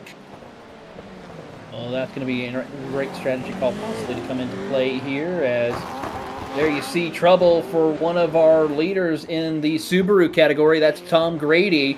He'll get it back going here, but still a tough break for him as we'll talk to one more person before the end of, possibly one more person before the end of the night. That's, of course, Justin Malillo, who's just got out of the car in his class run. Justin, you're struggling a little bit out there, I have to say, in the Pro 2s. Well, we've never not struggled in the Pro 2s. As long as I've been running any type of short course event, whether it was in the All-Stars this year or in the Rallycross last year, anytime I get on dirt, I don't have the skills to go out here and compete at any type of level. So I was just doing my best to stay out of everybody's way and try not to cause too many issues out there and try not to cause too much time for my teammate Cosmin either. Well, of course, the biggest reason we wanted to talk to you today, Justin, is, of course, you received a very special award here recently from the VCO Simi Awards as the best photographer in sim racing for 2022. And I gotta say, what's the emotion and excitement regarding that, as this is by far one of the greatest rewards I think any photographer in sim racing could receive. Yeah, definitely. It's a very prestigious award. Very honored to have won it, to have the community behind me like this. I've been shooting photos in real life and in the video games for a good portion of my life, and I've always loved photography. I've always tried to make myself better. I don't think I'm the best photographer, but it's an honor to be named such for this year, and I'm hoping that when we go into next year that if the category does exist again next year in the VCO semis, that we can actually earn it with actual better photography. I'm upgrading my system, and we got the new monitor installed tonight. Really cool. Just waiting on a part for my computer to get in. And, I think my photography game can step up and be even better than it was this year, and maybe we can actually own that title going forward. So it was an incredible moment to find out when I did, and just really blessed and really thankful of this entire sim racing community. Well, any other plans coming up for you in 2023? Of course, we know for a fact you'll be one of the main reporters, and as far as article reporters and photographers for most, if not all, of the World Championships on iRacing in 2023. Any other exciting news that we could expect to see or hear from you about next year? Probably next year's going to be more of the same, and I'm enjoying what I'm doing, writing with Traction.gg, which is on the truck tonight. I love what I get to do with Traction on a daily basis. I'm probably going to be, as you alluded to, covering as many World Championships as I can. It's a shame that Monday nights, I'm not free on Monday nights. I would love to cover the World of Outlaws ones that happen, but I cover when the Pro Fours happen. I like covering those. That was good fun this year. If Rallycross were to ever come back, I'd love to cover that again. eNASCAR, of course, is my bread and butter. I love covering that.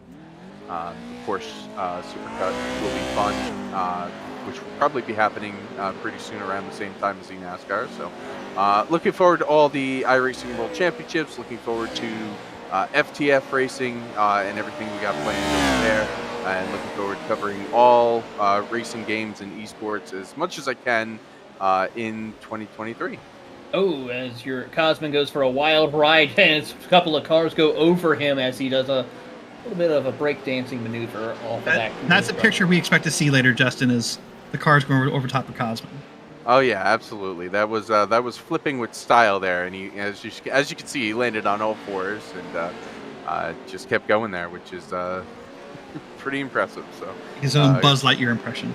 Yeah, definitely. It's been real fun. Me and him have been having a really good time tonight. He's been streaming his point of view over on his Splashing Olive, as we jokingly call it, over there on Twitch. So yeah, really fun event. Really excited to be part of this event. It was really fun again this year, and look forward to any of these events that we can invite you to in the future as well. That is Justin Malillo behind the wheel of the FTF Pro 2 truck, trying to survive here as Cosman tries to get around here in the slow ink truck as they work their way through. And with that, Derek, we had some issues with our overall race leader, Crystal King. Yeah, we did. Crystal King back down to third in class, and seeing the flip there, that's up on the turtle spot, and that's out of the line. You're going to have a hard time convincing someone to get you turned over, I think. I'm not sure what happens here. But that's not in the line where you can convince someone to help you out. It's not how it's going to work, I don't think. And with that, this will change the race lead over to Team Prick and Josh Edmondson behind the wheel of the Pro 4 truck, as he will try to bring it home with 7.5 minutes, and he'll come down pit road to top off with some fuel. Look how much that truck just bounced with the suspension as he tries to break in getting into pit road. And I believe with that pit stop right there, probably the next lap or two when the cycle's around, that should put Factory SimSport in the lead. That's interesting to think they didn't want to try it. They had like a 20-second gap on the field. Oh my goodness. Some wow. Subaru's going for a little bit of a wild ride. Not CFM. Who is that? That was TG Racing, and one of the other, I believe that might have been Prismatic. It is Prismatic, yeah, with the salmon pink colored car that stands out really well. And to update, the gap is they're down. still sitting there, by the way. I just want to point. Sorry, but yeah, I think they're waiting. And with that, though, the gap has shrunk to about 16 seconds between Team Prick of Josh Edmondson and Factory SimSports of Crystal King after that incident, and with even the pit stop in play. 6.5 minutes to go here tonight. I don't know if Crystal can make up that time. Josh Edmondson running some very fast lap times here. Yeah, so while we were looking at that wreck that happened, I peeked over, and actually, they've all pitted again, so maybe they all want to get gas and to weight it down, I'm not sure, but Factory SimSport pitted 2 laps ago, so that was a wash.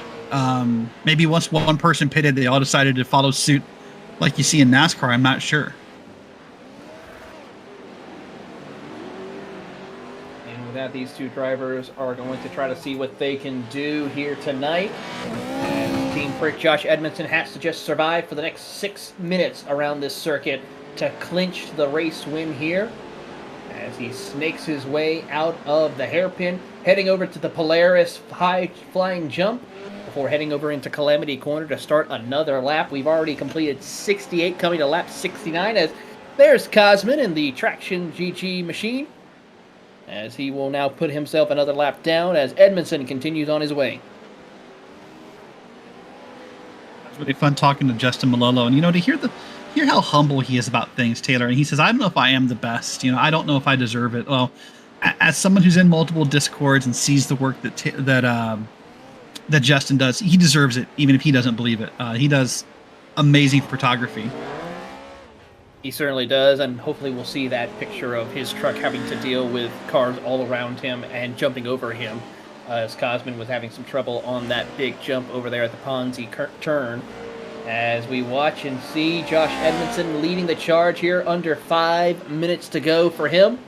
As he tries to work his way through, we'll pick up the Tom Grady machine of the TG Racing, as he has to negotiate around some VWs up ahead of him as they come into turn number 1.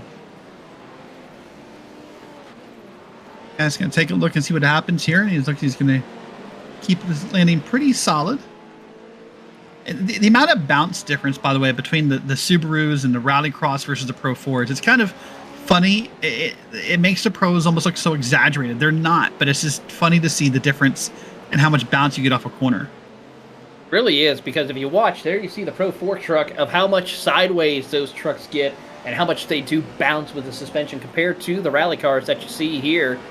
They're really a big difference, but also put on some great racing as Tom Grady goes a little wide off track. Can he avoid the barrier? He does, and gets back onto the track. It's a great save. I was going to say, too, one thing about the corner of the hills we don't talk about a lot is how important it is to hit that hill straight. That sounds obvious, Taylor. I know it does, but the angle that you hit that hill and you go up in the air really matters in how well you stick the landing. Certainly does matter indeed, as Tom Grady currently, as I'm looking over timing and scoring, he ran the fastest lap of the race as he loops around over at Cowboy, and Cosman goes over, lands, and keeps on going. There's your, like an NFL kicker. You just cursed right there, Taylor, with that. Oh, he's doing so well. You're the Al Michaels of Rallycross. Oh man, he hit another one. Hit another one, but at least he still has the race lead, and by still a significant margin. By the way, something to point out here as we're getting to the final minutes of this race. We talked earlier about the track surface. Look at it now. Look at the racing line. There's no dirt left there, Taylor. There really is not, and that's where these rallycross cars are really showcasing a lot of speed compared to the Pro 4 and Pro 2 trucks. The Pro 4 and Pro 2 trucks, they're trying to get in where that berm is on the track, compared to the rally cars are trying to stay on the blue-gray rubber built-in track sections of the circuit, because that's where they get the most grip. That's where they can really showcase a lot of great speed here around this circuit. Yeah, so for those wondering at home why the rallycross cars, it looks like they've picked up speed. I don't think they've picked up speed as much as the pro cars are losing speed by having to race on that asphalt surface. And in fact, as I'm thinking through my head, I think all of the rallycross tracks on the iRacing surface have some kind of asphalt on the track. It's never just a pure dirt surface that I can think of.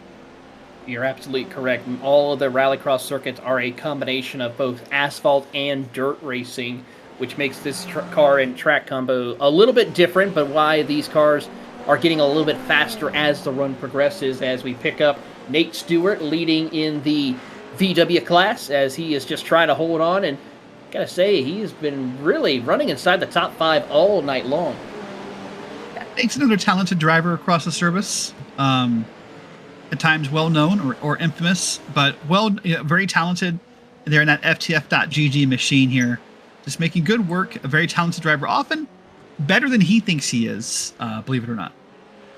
1.5 minutes left to go here as we pick up the 295 Team Rick of Ian Plash.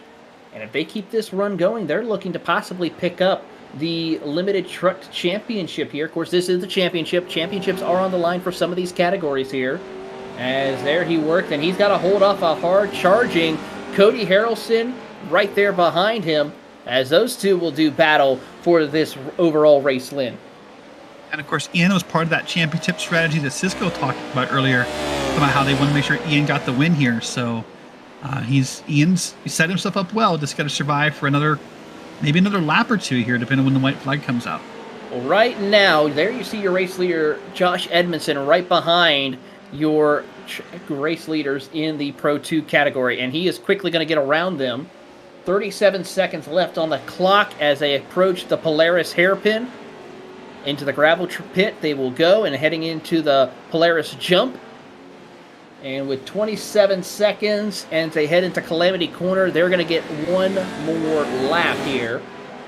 Yep, one lap to go as they will get the white flag here as they come across the start finish line here.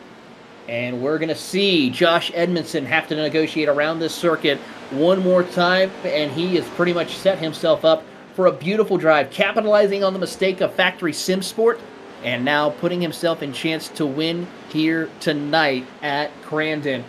White flag in the air. Time has expired. He makes his way down to the Cowboy hairpin for the final time as he slides his way through right up to the berm, puts the power down, and makes his run down the front stretch, heading over into the final couple of corners here tonight. This just needs to be almost the slowest and safest lap of his career. He has all the time in the world behind him. The second place, as you see in the ticker board up on the top left-hand side. And just be safe here. Don't flip it. And the win is yours. Coming down onto the back straights for the final few moments here, heading into the gravel pit for the final time. He sets himself up for a beautiful slide down into the gravel pit. One more time, he will make a jump over the Polaris flying jump into Calamity Corner. And for Josh Edmondson, he will pick up the race to win along with his teammate Blake Reynolds. They will win in the Pro 4 category. We'll wait to see who else will join them. I believe Ian Plash is going to be right behind in the Pro 2 category as they will win. Team Rick, Keenan Kuz, and Ian Plash winning in that category.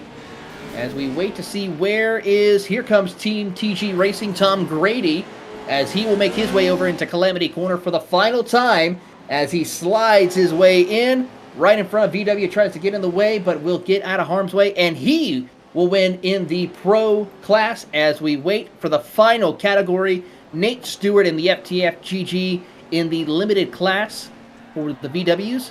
Snakes his way through, sliding up through, drops the hammer as he approaches towards the gravel pit for the final time. And Nate Stewart, who had a dominating run in this category, looking to take home the checkered flag in the limited lights category as he jumps over the Polaris flying jump into Calamity Corner. Nate Stewart, along with his teammate, none other, as we wait for him to cross the line here, will take home the checkered flag himself, along with Brandon Hawkins, wins in the VW class. That was an exciting hour and 40 minutes hitter. Never a dull moment, never a downtime, never a moment of cars not touching. That was fun.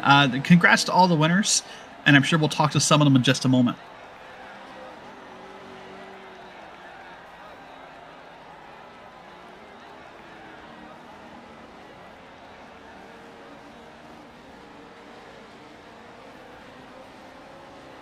And at this moment, admin and iRacing employee Chris Leone is just congratulating the drivers and thanking them for being here and telling them how awesome they did. So yeah, we'll wait and see here. Now we're just seeing some guys kind of drive around and have some fun, Taylor.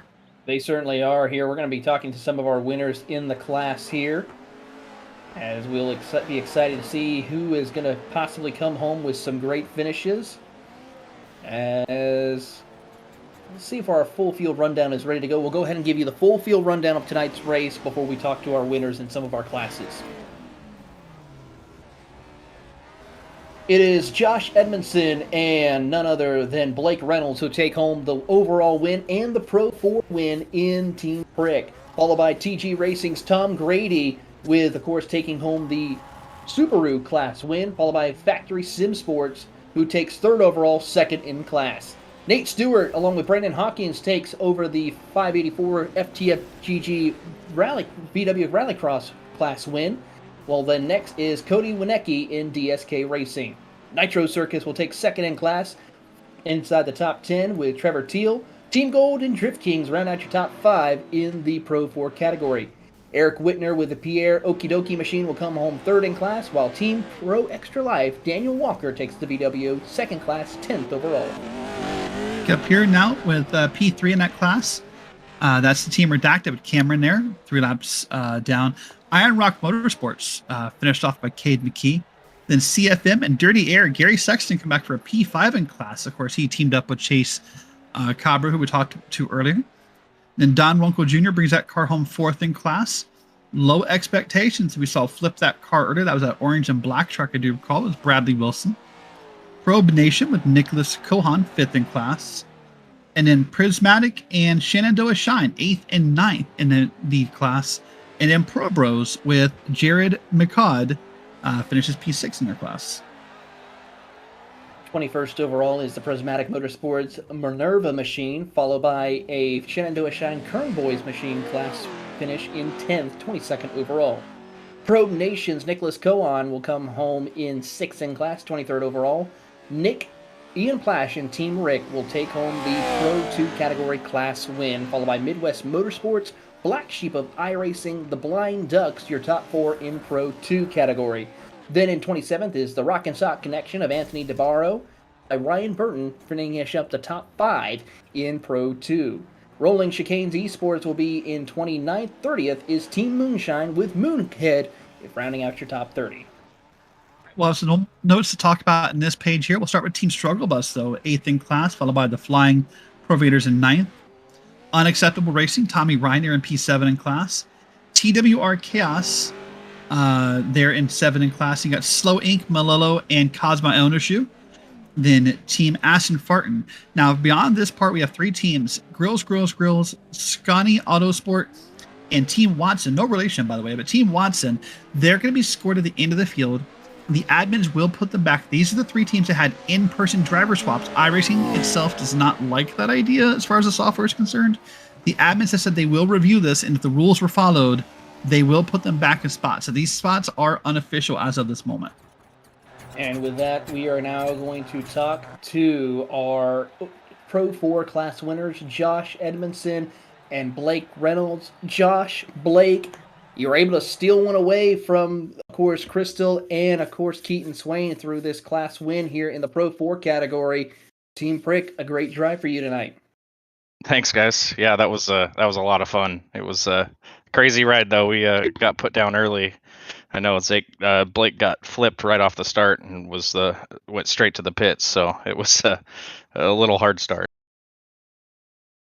Josh, though, I mean, we talked to Blake early after his run. How was the run for you after surviving some of the chaos and realizing when Crystal made her mistake over at the Cowboy hairpin? It was interesting. I'd flipped myself once and had a couple other incidents with some other people. That's just this race, though. There's so many cars on track and the speed differences and everything. It's so much fun. This is definitely one of the events I look forward to all the time. Well, as we look forward to this, of course, next year, Josh, a lot of great things happening in the world of iRacing for the off-road racing community. Could we see some more exciting things happening for you in 2023 for this championship? Oh, absolutely. Yeah, I'll go in there again and try and maybe do a little better than I did last season, and hopefully, get a win and be in contention for the championship. Well, before we let you go, is there anyone you would like to say thank you to? Yeah, I got to give a shout out to Next Level Racing, Apex Gaming PCs, and Pimax VR. And Penguin RC Simulations, their logos on the car. Thank you. Yeah. Cosman threw the paint together in an hour today. Hey, that's pretty impressive to get a paint thrown together in an hour. That's it. Yep, thanks to him. So that is Josh Edmondson and Blake Reynolds taking home the win in the Pro 4 category. As we now bring our Pro 2 category class winner and possibly the team championship and championship, possibly. We got to wait officially for the results. But we have the entire Team Rick team with Keenan Kuzin and Ian Plash taking home the Pro 2 win. Keenan, Ian, you both put on a stellar drive in order to survive the chaos here tonight. Oh my God. I mean, we got alt F4, I forget how many times at this point, but it was just a matter of fighting back through it, pushing hard. I'm really proud of Keenan minimizing damage at the start. He had an awful start out of his own control, and he was able to get all the ground that he could to put himself in a good spot and put us in a place where I could then take it to AMX and fight for the championship there. And then as long as we beat all the AMX cars, that was the championship. So that's the first Team Rick, as a crew, that's our first win, and as a crew, that's our first championship in one go. So it's pretty cool. Keenan, we talked to you earlier about some of the crazy racing that you had to deal with, but to take home this championship with Ian, what's the emotion like for that? Obviously me and Ian shared the truck, but me and Cisco had to run a lot of these events to get us to this point, and having Ryan along too. We had 2 trucks out there. AMX had multiple trucks too, so not that we were blocking, but maybe maybe don't pull out of the way a little bit, when you're coming up to hit traffic. So it was, maybe just us two driving the car, but it was really a team effort from all four of us. Fuel calculations. We needed that buffer there at the end on the last stop. It was 2 seconds behind us, and then we pulled away to 8, and then we got kerfuffled and then got back down to 2 seconds, and that was the gap, basically at the line. So, just to be able to, just to run these things with my friends, that's the fun at the end of the day, and just accomplish a goal together and have some fun along the way. But to take what we think is our first win with a full big field of Pro 2 lights and limited trucks, and take the championship, especially against guys who have raced us super, super hard, and have not given us any quarter, have been bad fast all season in AMX. It means a lot to us, and I couldn't be happier for our team. Team, before you have anyone you'd like to say thank you to? Apparently nobody. No, I was waiting for someone to go first. Yeah. I was going to say, do you want me to do this part? Which is, yeah. Of course, Keenan sponsors Thrustmaster, Next Level Racing, of course. iRacing for, giving me a job and putting on this amazing thing. You guys at Racecraft, everyone at Diesel Works. That's where Keenan and Ian spend a ton of their time right now. The homies are blowing up my DMs right now. And then everyone who's, worked with us through the whole year, whether it's from Keenan's community, Ryan's community, the community here at Yes2 Motorsports. There's so many people who've, been part of Team Rick. Taylor Mills is destroying my DMs right now. Thank you, Taylor. But it's just, it's so awesome to finally win one of these things, guys. Well, that is the entire team. Hold on. Ryan Burton. Not quite. Ryan Burton. Hello? Yeah, Ryan Burton. Ryan, do you have anything you want to add to this amazing championship run that the Team Rick has pulled off? No. My head On brand. No thoughts, head empty. I'm just super stoked for everyone on our team. That was an incredible fight for everyone involved, and that was a really fun race and cool to help the team bring home potentially the championship here. Well, we say congratulations to you guys and look forward to seeing what you guys can do next year in a title defense possibly run for 2023 as these guys go and celebrate. We're going to turn it over to Derek Watson as he catches up with our race winners in the Subaru class, Aiden Irvin and, of course, Tom Grady, as these two join us now in the booth. Aiden, Tom Grady, great job tonight. You finished the race. Tom, of course, you had the exciting finish there, getting the car home. I'll start with Tom. Talk to us about the end of the race. How was it feeling? How was it driving the car there with the asphalt appearing on the track? Yeah, we knew once we got to the later stages of the race, the rally cars were really going to take off compared to the Pro 4s. So we kind of knew that going in that we'd be catching the leaders towards the end of the race. But the lap traffic definitely adds in a special element to these style of racing. So we had some mistakes of our own. We had some, coming in contact with other cars that didn't really help our situation, but coming out with the class win and then second place overall out of almost 40 teams is pretty fun. Yeah, it's a great run by you guys. So Aiden, talk to us about the land rush. What is that moment like, getting everyone to go at once? I was thinking it would be an advantage for us starting on the second row just because I thought Pro 4s would get more of a dig, but I got such a good jump that I had to start pedaling it halfway down the straight, and then some Subaru and Pro 4 got tangled up on the outside, and I just saw a blur of color across my face going halfway down, and it was panic. Yeah, I bet it was. That looked like that's the part of the race I want to do. Just do the land rush. That looked like a blast. So it's more fun to reflect on than be in. Tom can attest, I was cursing everything in the book within 2 turns. It was a bowling alley out there.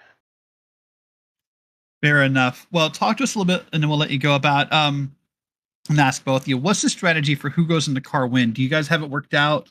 And do you guys have it worked out when you swap, or is that just a feeling on the track in the moment?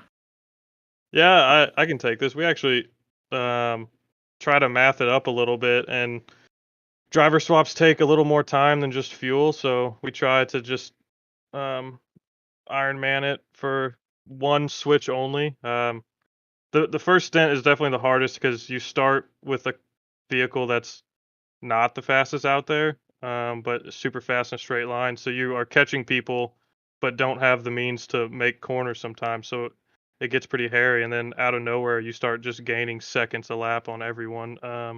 The first stint's definitely tough, and then Tom just had to manage for the second stint. It worked out this time how he chose it. All right. Well, good job to both of you. We'll let you go celebrate. That's Aiden Urban and Tom Grady, winners of their class tonight. Thank you, guys. Thanks. And next up will be your VW class winners, Nate Stewart and Brandon Hawkins. Derek's going to be catching up with these two winners as well in the class. Yeah, good job, you guys, tonight. Nate, you brought it home. What were those last few laps like bringing the car home? Extremely hectic because it seems like everyone wanted to make contact with me. It was interesting to say the least. Yeah, it looked like you were having a hard time there. I think you were the last of the four winners to get across the line, but definitely job well done for both of you. So talk us through the race tonight. How difficult was this? Was it as hard as you thought it was going to be, or even harder? Well, for me, I'm not a dirt road guy. You guys know me. I'm mostly oval, so it definitely was a challenge getting acclimated to everything and being way out of my comfort zone. And on top of that, some people were just kind of all over the place. So it was really just a game of one, avoiding the other cars, and two, like keeping it on the road as well, and just not. It was a game of survival, but also a game of speed. You know, I don't like seeing bad things happen to competitors, but I'll say KM's car getting taken out kind of helped us out quite a bit. Yeah, it's always a hard thing in a service. You don't want to root for other people to wreck, but it does make you excited when it happens. Now, Brandon, you started the car tonight. A lot of calamity and a lot of chaos in that first stint. What was it like out there for the first 30 minutes or so? Yeah, it was absolutely crazy. That Land Rush start was something else, and yeah, fortunately was able to keep it out of the carnage. We were.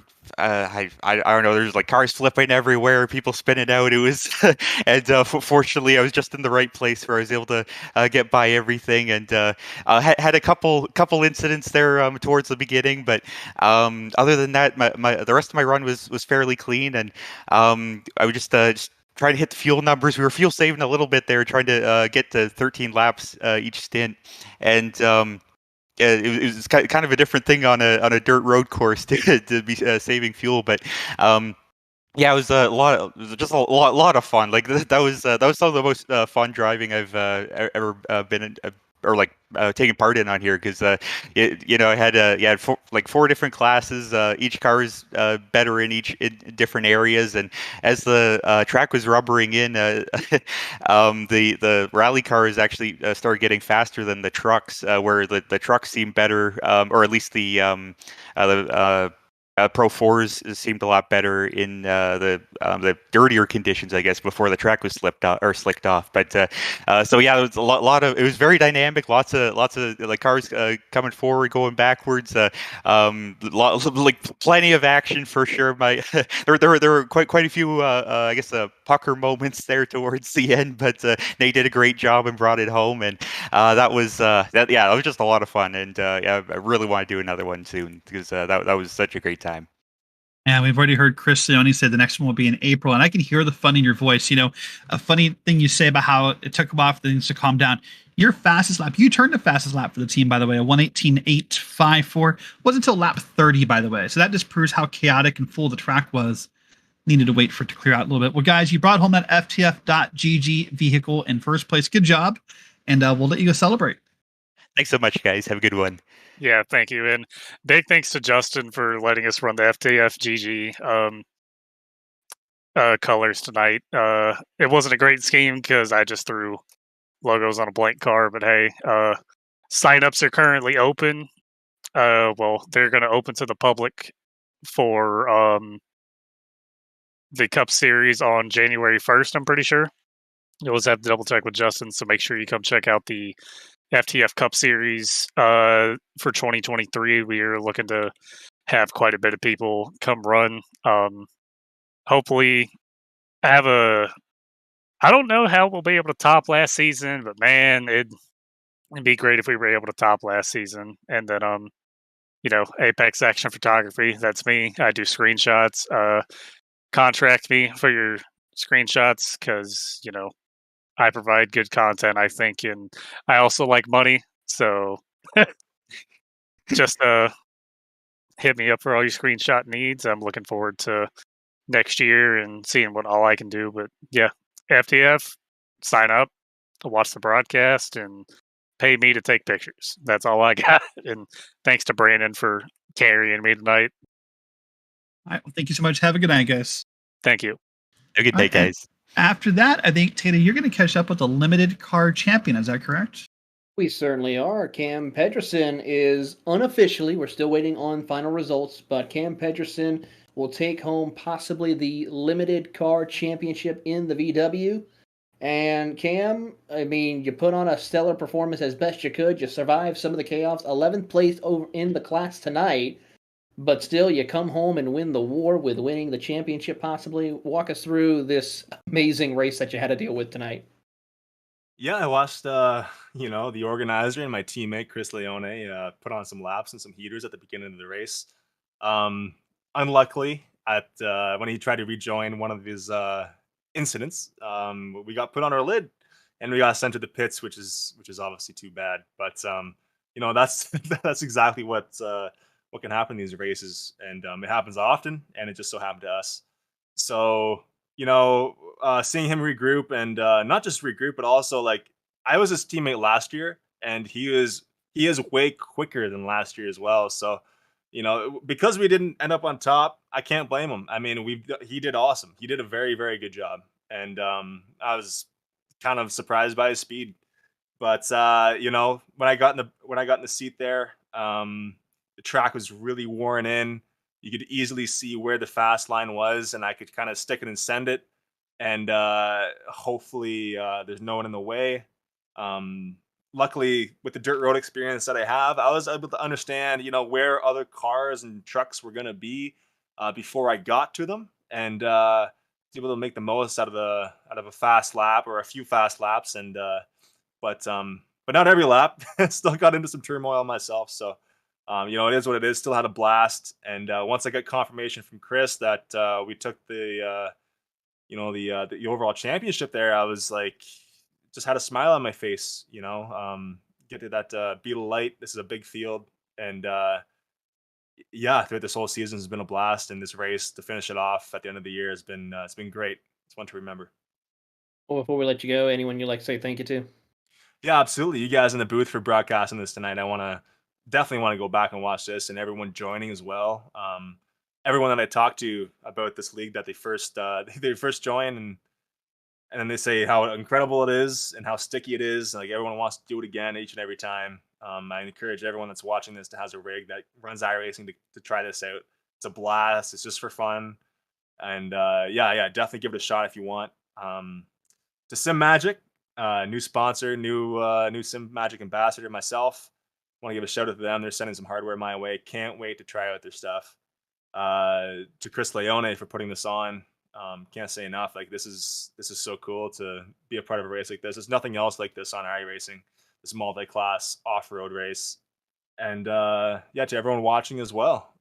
Thank you so much for watching and for supporting Racecraft TV and everything Josh Edmondson does. And thanks for everyone joining. Thank you. Well, that is Cam Pedersen, who takes home unofficially the limited lights or limited PW class, as he is looking to possibly do that.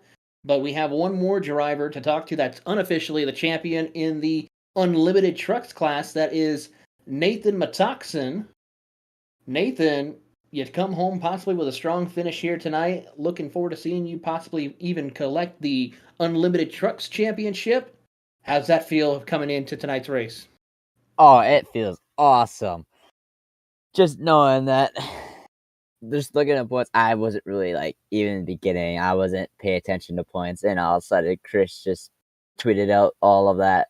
I'm like, whoa, okay, so I'm only 100 points away from the championship or being tied. And then now tonight finding out that Connor and Jacob and Josh all didn't join. So I'm like, I have a better chance now.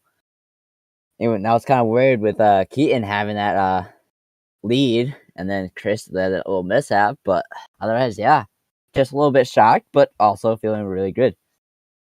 Are you feeling really good about this? I mean, overall, how was this championship for you racing with these Pro 4 trucks mixed in with a wide variety of other chaotic cars here racing today at Crandon?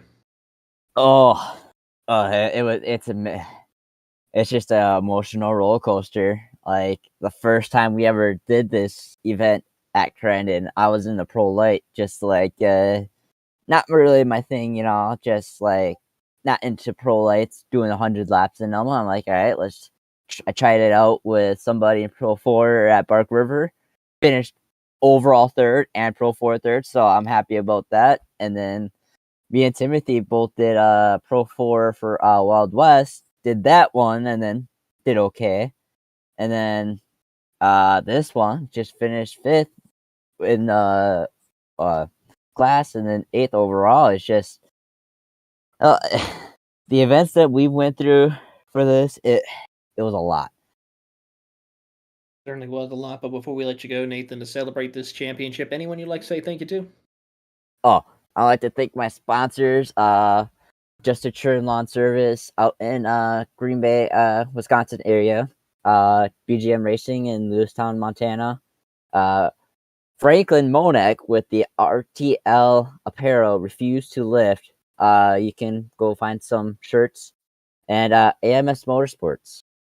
I'd like to thank Timothy and his photography program and what he does. Very thankful that he also did some pictures, and yeah. Well, that is Nathan Matoxin coming home with the Unlimited Trucks Championship, and looking forward to seeing what he can do possibly to defend that in 2023. Well, Derek, I want to come to you for final thoughts on tonight's racing action as we are coming to a close here tonight. Well, Taylor, I think we talked about it, 2 hours ago. It was going to be chaos. It was going to be unique. It was going to be exciting. And it lived up all three of those things. I had a blast tonight watching this multi-class racing, watching the track change, watching the driver change. This was a unique event, and I'm already looking forward to April. Me too. I'm looking forward to it as well. But for that, though, we have to wait a few months for that and have to come to a close for the entire team here at Yes 2 Motorsports for coming together with Chris Leone with this amazing championship this year, along with Shenandoah Shine being the sponsor, and of course for all of the amazing partners here at Racecraft TV. For Gail Brooks, our producer, for Derek Watson, my co-announcer here tonight, I'm Taylor Burris. Thank you for watching Racecraft TV's coverage of the Shenandoah Shine Group Therapy 100 as a conclusion to the 2022 Virtual Off-Road Team Endurocross Championship. We will see you next time on Racecraft TV.